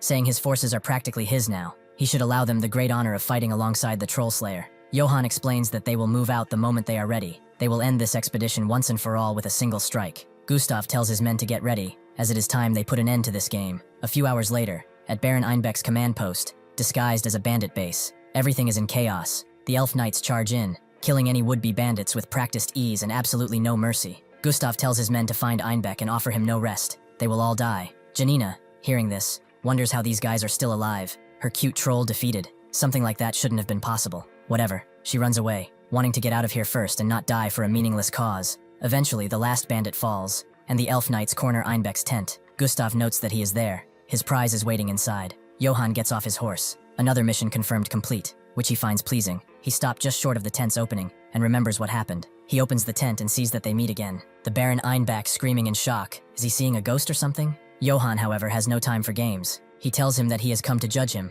and it will be swift. That morning, everyone at the main camp prepares to leave. As their objective is completed, the two holy knights depart first, noting that they will withdraw for now, but it was an honor to fight alongside. Johann and the elves escort the Baron through the forest, who is now sporting a bald-ass head. He looks at Johann, wondering how he can still be alive. He was certain that the chalice had been laced with Nessos' tear, an extremely deadly poison. He should have poured the entire contents of the bottle, perhaps. Most importantly, who the hell are these elves? Why are they even following Johann? Gustav sees him staring, and asks if he wants to die or something. The Baron can't believe this. His plan really was perfect. Everything was going perfectly, so why the hell did he fail? A few months ago, at Ides County, at Jason's castle, Gazin threw a cup in Einbeck's head, who could only ask if Gazin had been well. Gazin, on the other hand, had no time for pleasantries and asked Einbeck if he had brought the war funds he owed. He gave a parchment to a boy, who then gave it in turn to Gazin. Upon opening it, though, he saw that it was entirely empty. He demanded an explanation, and Einbeck bowed his head. His Majesty the Emperor wished to request assistance once again. Gazin immediately told him not to bother him with such nonsense. Did he really think he would let himself be exploited again? He has fought on countless battlefields on his orders, and while he was sidelined in this wretched northern corner of the world, he took the opportunity to seize every reward that was meant to be his. His Majesty the Emperor needs him, and he would really expect him to believe that? He should get out of his face before he cleaves him in two with his axe. Einbeck told him to be wise and place his seal on this document. With the Eitz family seal on this blank sheet, it would be considered a symbol of absolute loyalty to His Majesty, and in return, His Majesty will personally grant him the title of Count. He swears it by the name of the noble Auvergne family. Gazin stared him down and explained that it had been 50 years since the destruction of the Auvergne family, and he still came to him with that ridiculous arrogance of his. He conceded the point, but if he steals the credit for his services once again, he will rip out his tongue and throw it to his dogs. Einbeck understood, and rolled up the parchment neatly. His loyalty will be quite useful in helping His Majesty achieve his goals. Naturally, Einbeck forged the seal perfectly, and put it on a parchment, inciting a rebellion. Kuramov read this thoughtfully. The families in the north who fought for the Emperor are to be made out as rebels and carry out a large-scale purge. What a holy plan this is. Einbeck was taken aback and annoyed. He felt like he was being mocked, or was that his imagination? Kuramov wondered why he thought so. He simply admired such a wicked plan. He truly has brilliant talent. Who would have thought that someone like him would descend from the esteemed Auvergne family? Einbeck told him to watch his words. Does he think he doesn't know what he did in the northern regions? He should not pretend to be holy. During the war in the north, he heard he killed women and even children, and someone like him dares to speak of honor? Before he could say anything more, Kuramov lunged for his throat, raising him in the air a bit, and asked how someone like him dared to speak of honor, while hiding behind his family name. He swore his blade to the emperor, and he acted only according to his commands. The emperor's honor is more precious than any life on this continent. That is his honor. He who has survived by resorting to dirty tricks and betrayals cannot compare to him. If he dared to insult his majesty once more, he would rip out his veins and drink his blood. Now Einbach thinks that all this is Karamov's fault. That fool knew nothing but talking about being the emperor's soldier and all. He couldn't even eliminate a single human knight in the remote countryside to begin with. It does not matter though, as in the end, he is the one who will be laughing at the end. As they approach Marseille though, a guard arrives, noting that they have an emergency. The city has been captured completely by the traitorous hands of mercenaries. Everyone is shocked, with Gustav being clearly mad, but Johann does not react in any way. Einbach himself begins to laugh maniacally again and again, and points at Johann, asking if he really thought everything would go according to his plan. He is from a corrupt and worthless family. He won the battle, but he has lost the war. He should taste defeat. Everyone believes they've been had. The city of Marseille, their base, has fallen. Suetelga himself prays to the goddess of the river, Ifal, but wonders why she did not reveal this twisted fate. Gustav tells Johann that it's too dangerous to enter the city now. They probably have no choice but to abandon it. Johann refuses. It is still too early to give up.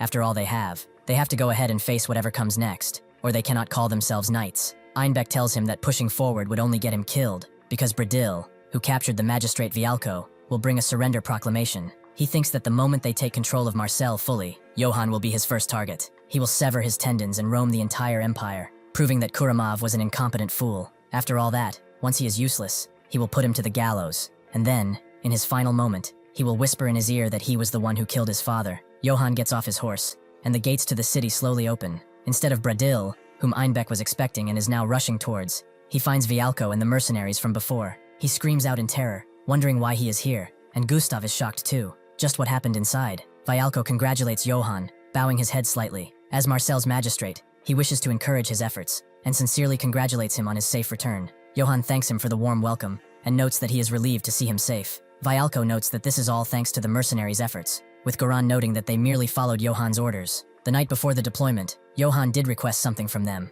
He knew that Einbach understood Marcel's defensive systems well, which meant they could infiltrate the city's interior as easily as they pleased. Their task is to protect the magistrate Vialco from that threat. Goran knows that the old tree mercenaries are all talk with no substance, it seems, and Khan thinks that, well, they caught them off guard, so it was possible. Johann gives them a thumbs up, as they truly did excellent work. He always believed in them. Vialco turns his attention from the pleasantries to Einbach, calling him out. He shall answer for all of his crimes up until now, so he should accept his fate with some grace, at least. Einbach clearly does not, and he continues screaming out until the end. The guards of the city drop the banners of the Empire and tell everyone to sound the victory bells, as the bandit subjugation has succeeded. Their mission is complete. Naturally, Marcel is immediately thrown into a celebration, and a ballad is swiftly made about Johann. Darkness fell upon Marseille, the city of freedom and trade. Treacherous mercenaries, bandit hordes, and trolls sought to shatter the city walls, but then he appeared, shining like a star. They call him thus, Johann Eitz, the Marseille troll slayer. They shall sing of his deeds. His name strikes like iron. His courage burns like a flame. They should all express their admiration. He is Marcel's hero, the troll slayer of fame, Johann Eitz, the man who seizes victory with his fists. With overwhelming strength, he shall subdue even the mightiest of trolls. By his side, his comrades, the townspeople, all call him righteous. He has already become a legend, the hero who killed a troll with only his hands. After the ballad ends, Khan thinks that this place was a city where corpses lay scattered, yet now Johann has brought peace. Goran thinks they should at least say goodbye to him before they go, but Khan tells him a mere mercenary acting all nice would only be a bother to him at this point. Goran guesses so, but now the children of Marseille will not die at the hands of bandits any longer. Khan notes that they should depart, as they must earn again. There will be no work in a place of peace after all. Johann retreats to an office, and Yoon thanks him for handling such a difficult battle. Before they settle their accounts, however, she should pour him a drink. Johann takes it, and asks if he can request the settlement now. Yoon agrees. She hands him the settlement statement for the subjugation operation rewards and spoils. The successful subjugation operation reward was 40 gold coins, the bullhead mercenaries' compensation, 30 silver coins and 100 bronze coins. Johann listens intently, but then chokes on his tea. Why is the settlement amount so large? It's completely different from when he routed the bandits in Ratsburg. Next, Yoon moves on to the monster spoils sale proceeds. The thrall hide sold for 10 gold coins and 60 silver coins. The thrall's blood, sinews, and special meat sold for 25 gold coins. Johann immediately chokes on his tea even more, making Yoon wonder if he's right. He says he is. His pupil is blown, and he asks how much that is exactly. Yoon explains that, with all of that combined, he has 35 gold coins, 230 silver coins, and 130 bronze coins. Johan cannot hide his happiness. Inside, he screams out that this is exactly what he wanted. Will Johan, who has earned vast amounts of wealth from the war compensation,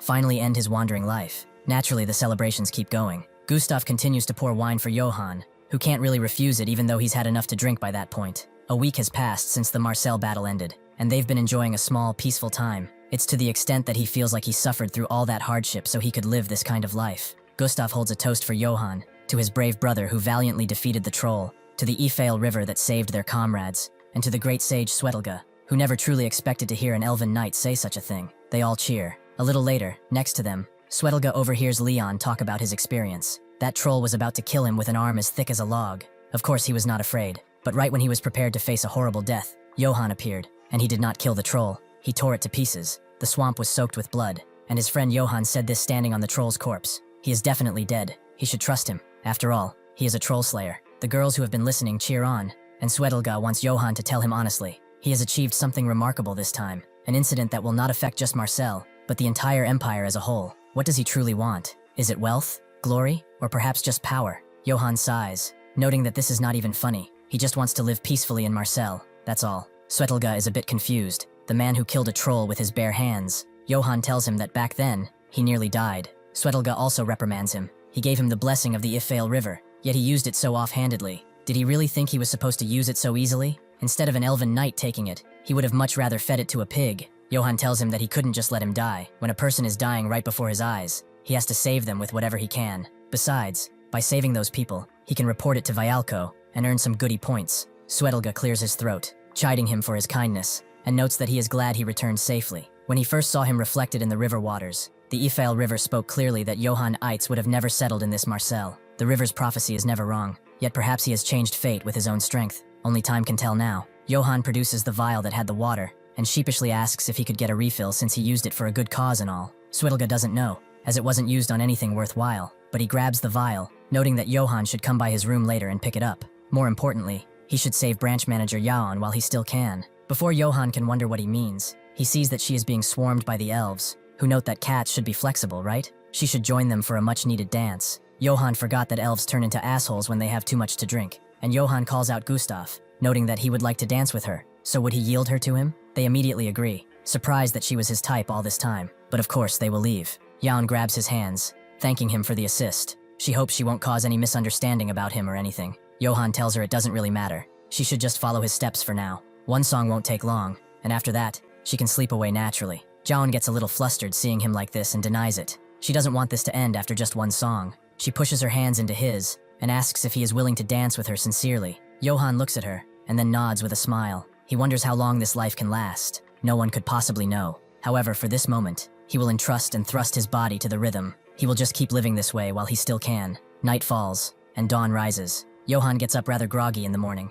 He is rather scratched, and has a peculiar bite mark on his right trap. He can't even remember how much he drank yesterday. He lets out a yawn and finds balls of fur on his bed, wondering what happened last night. He can't even remember a thing, and his body is aching a bit as well. Unbeknownst to him, he is really scratched in the back. Suddenly, he also finds the water of blessing on his table, and a letter to boot from Swetelga. The secret of the Ifale River, guarded for thousands of years, lies in this bottle. He shall use it carefully. He did not want to interrupt his warm moment, so he waited and left this note. Now that he thinks about it, last night did they perhaps play like that or something? He really drank too much yesterday anyway. He takes a sip of the water, as it is an amazing cure for a hangover, something that Swetelga would definitely not appreciate. Suddenly though, from his open window, he hears a bunch of screaming and crashing, and sure enough, he spots that the entire city is up in flames for some reason. People watch him with a horrified expression, and Vialco watches with a solemn gaze. Johan descends too, and he wonders what the hell this is, and why Einbeck is there too. There's a smell of oil on all of the captured people before him. On the podium in front of them, Vialco appears, calling out to all citizens of Marcel and visitors as well.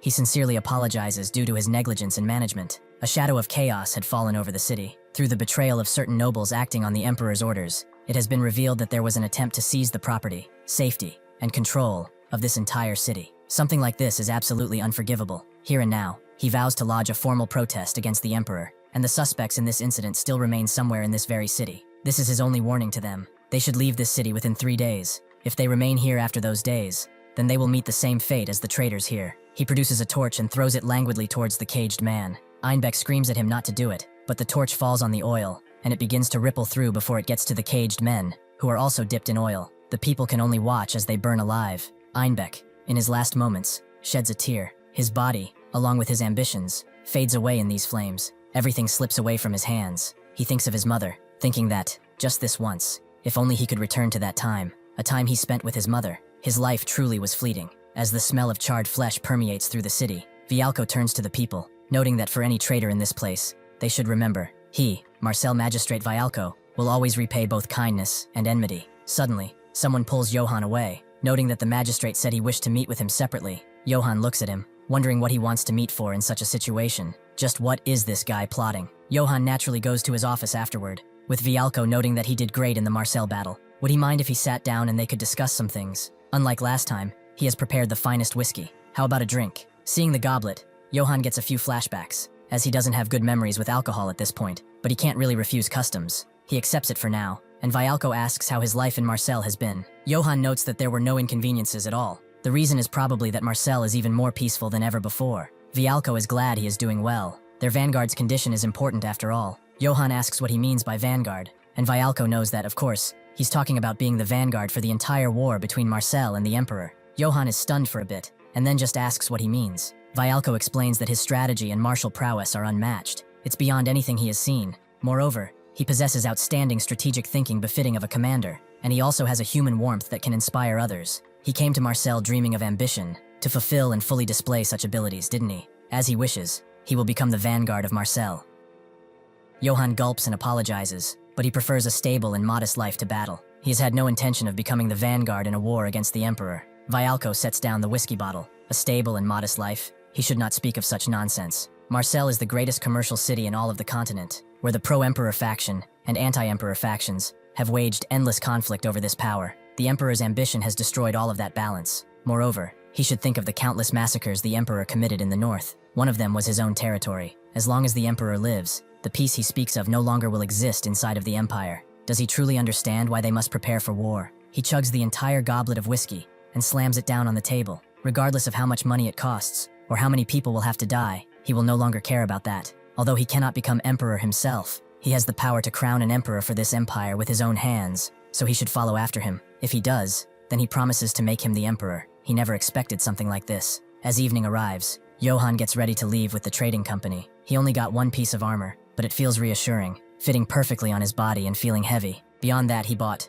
pauldrons, a vambrace, a cuirass, some gauntlets, and some other small stuff. In total, he spent 11 coins just on customization. That's the price of a military horse at least. Godin tells him that the preparations for departure are complete, and Johann tells him that they all did good work. With that, they move to depart, but before getting out of the city, Vialco is at the gate and gives him one last bow of the head. Johann looks at him a bit, and then bows his head to exit the city. Godin is a little concerned, so he asks where he is leading the troops to. Could it be that they are going to war? Johann does not speak at first and thinks about what happened last night. Naturally, he refused the offer to become the emperor, which surprised Vialco. He wondered why. Marcel itself is directly supporting such an opportunity for him to gain immense wealth and honor. Johann closes his eyes and speaks. He has realized this when he was young, to his very core, that money is needed to survive in this world. Looking at him, he feels like there must be more than money in this life. Vialco stood in silence for a bit, and then put his goblet down again. He was not misunderstanding his words, right? The current empire is in chaos, beyond any control. Eventually, a great war will break out. It is only a matter of time. Even if he escapes the battlefield in the end, they will not be able to avoid the fighting. How exactly did he plan to live in such a chaotic age? Johann has an answer for Godin. He asked where they were headed, right? His expression is sour. Tears roll down his face, but he notes that their destination is a place full of manly dreams and adventure. Johann's plans to settle in Marcel were naturally destroyed by Vialco. Instead, it's time for a headlong advance toward a world of adventure and manly dreams. At Zarpen County, Bossen Castle, the Count has heard of the fellow who hunted trolls in Marcel. Johann Eitz, was it? The Troll Slayer, they call him. This rumor has spread quite widely, since it's an impressive feat. Whether he is just a braggart or someone with genuine strength, he will be able to tell just by looking at their face. This is Count Zarpen. 5 days have passed since Johann left Marcel. His entire body is covered in sweat and dust. The bugs have started swarming around him as well. The bread he is eating is as hard as a stone, and he is starting to think that it could be used as a weapon soon. It's all familiar stuff to him, but the really tough part is the smell of fur from beasts assaulting his nose. Humans do not have this scent, so he is not used to it at all. It seems that this journey is much more than he could handle. For now, he He has no choice but to push forward with the faith that he will make it soon.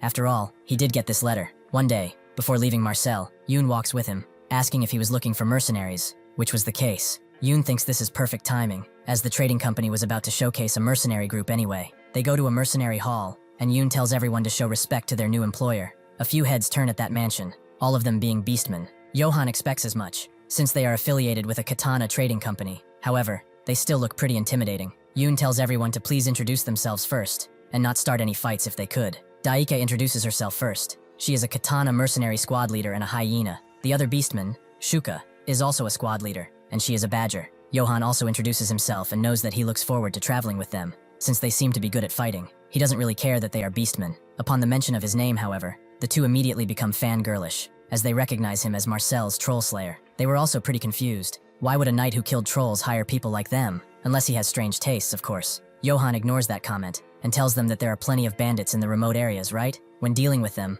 numbers are in your advantage. Shuka guesses as such, and Daike agrees that they should all get along going forward. Johan agrees as well, as Daike whips her men into shape.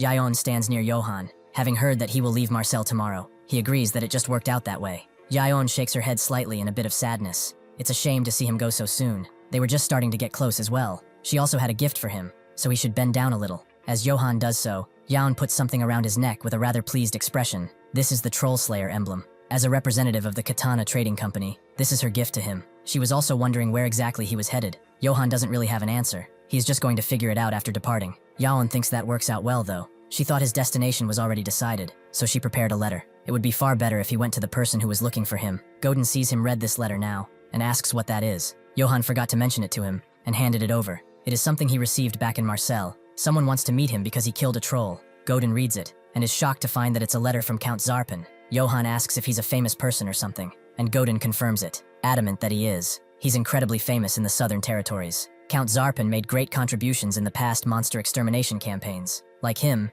he has killed trolls too, and built his reputation upon that. Additionally, he is the only one who can perform a nightly knighting ceremony in this entire region. A knighting ceremony is a ceremony where one is recognized as a knight by someone of noble rank. It's a form of guarantee and a sponsorship at the same time. For the recipient, it's also an opportunity for rapid advancement and strong backing. In short, it leads to incredible success. This is far more impressive than he thought. If he manages his image well, he might even be able to get a knighting ceremony too. Great. This time he will get both money and a knightly title. Suddenly, Daika spotted that there is a checkpoint ahead, but there is also a very strong stench of blood. Johan also notices that something does not feel right, and tells everyone except those protecting Gauden to stay alert. People at the checkpoint also see them, and see that the guy in front looks like a knight. They should be quiet for now. Knight or not, they die just the same when they drive a sword through them, so they should get ready to tear them apart. The soldiers stop the convoy to conduct an inspection. They should identify themselves. Johan introduces himself and asks what they are doing here. As they do so, the two beastmen detect movement around the bushes. Filing this information away for now, the soldier explains that they are conducting a routine inspection. They have received orders to control this entire area. Of course, since he is a knight, they could let him pass, if he would be so kind as to provide a little gift. Johan explains that he is a guest of Count Zarpan, and that, before he talks about gifts or not, he should explain himself. Who is he to conduct this inspection? He should state his rank and affiliation now. If he will not speak, he sees no reason to cooperate either. The man sees that he is an irritating bastard and immediately calls for the crossbowmen, who naturally have been waiting around the bushes. The soldier calls Johan a fool. He could have just handed over the money and left. Why would he embarrass himself in front of his men? What house is he from anyway? Well, he won't let him off easy. He should just hand over everything he has, not holding a single thing back. As he said before, this is an inspection, so he should not take any sort of offense from this. Johan tells him that if he wishes to see blood, he will not stop him, but for the sake of his men, he would rather avoid bloodshed. The soldier tells him to buzz off, as he is trying to show off until the end.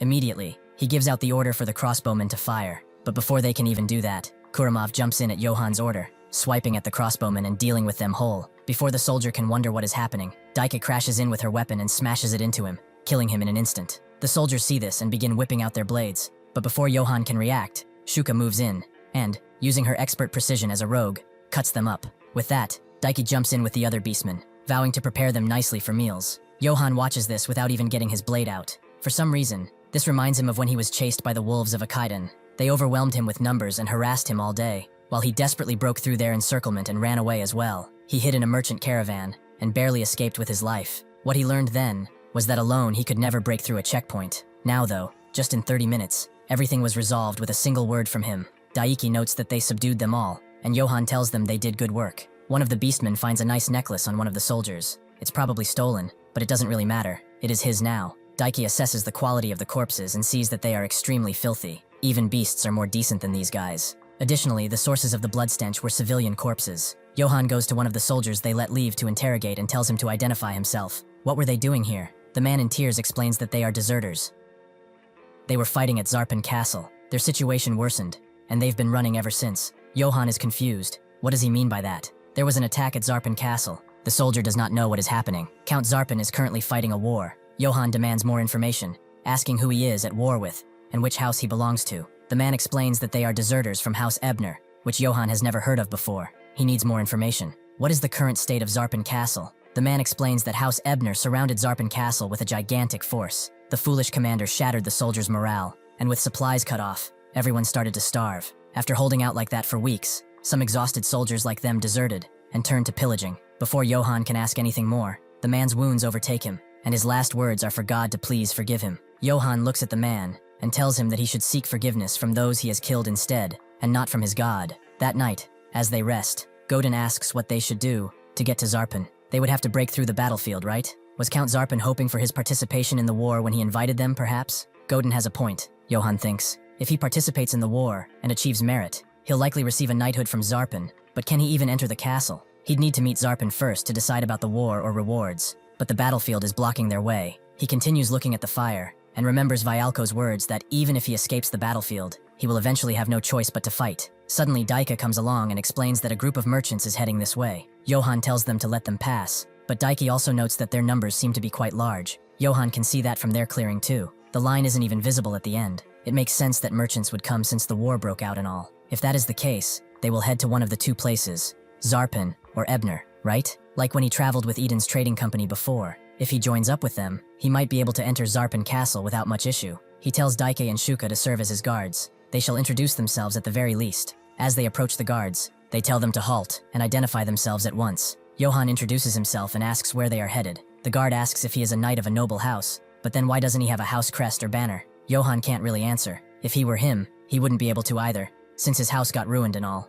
Seeing him not answering, the guard pulls his blade out, telling him that he is a bandit knight, so he should get lost now. This is the last time they will be showing mercy. Shuka tells them not to be so rude to a noble knight, with Daik agreeing. Perhaps he wants to die. The guards immediately feel the pressure and get second thoughts about doing this, but immediately, a merchant screams at them to stop right there. This is the merchant Doris. He calls his guards dim-witted bastards. Do they not see that knight's emblem? That's the Troll Slayer's emblem, granted by Marcel itself. He bows down to Johan, slightly apologizing for their rudeness. They, ignorant fools, fail to recognize such a great knight. He is Sir Johan, is he not? Doris of the Argone Trading Company would like to hold a small banquet to apologize for their rudeness. Would it be acceptable if he asked for his attendance? Sure enough, Johan agrees, and his mercenaries get treated to a meal. Inside, the real banquet begins. Doris is truly grateful that he accepted their request. He worries the banquet may be too modest for his state, however. Johan, seeing the women and the food, wonders if this is modest for him. He says it's quite satisfactory. He appreciates the hospitality. He takes a drink of the goblet, thinking that the food seems to contain no poison.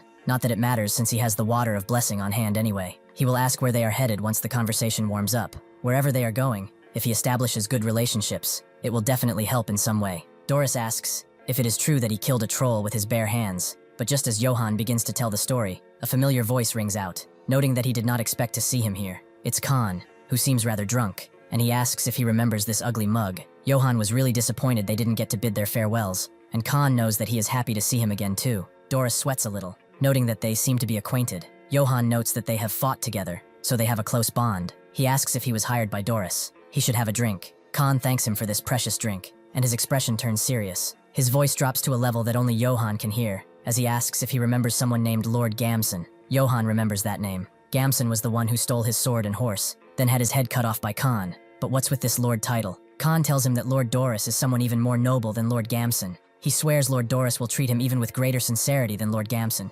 Johan immediately understands the double meaning. He is basically calling Doris double the traitor Gamson was. He plays it off, noting that he must have faith in his employer. That is truly an impressive feat for a mercenary. Everyone should learn from him how to talk. He gives him 2 gold coins, and Khan thinks it's way too much. Johan tells him that he would like to have a more intimate conversation with Doris, so could he please leave them for a moment? Khan then understands that he did, and confirms as such. telling them to have a pleasant conversation. After exiting the tent, he throws his goblet away. Johann sits down next to Doris, not expecting Khan to speak so well of him. He must truly possess a noble character among merchants. Doris thinks that he is far too kind. As a person, isn't it only natural to be noble? Johann puts a hand over his shoulder, noting that he should repay hospitality with hospitality after all. He will share some good information with him. The truth is, Gamson was the name of a traitor who had his head cut off by the man who had just left. Isn't that just interesting?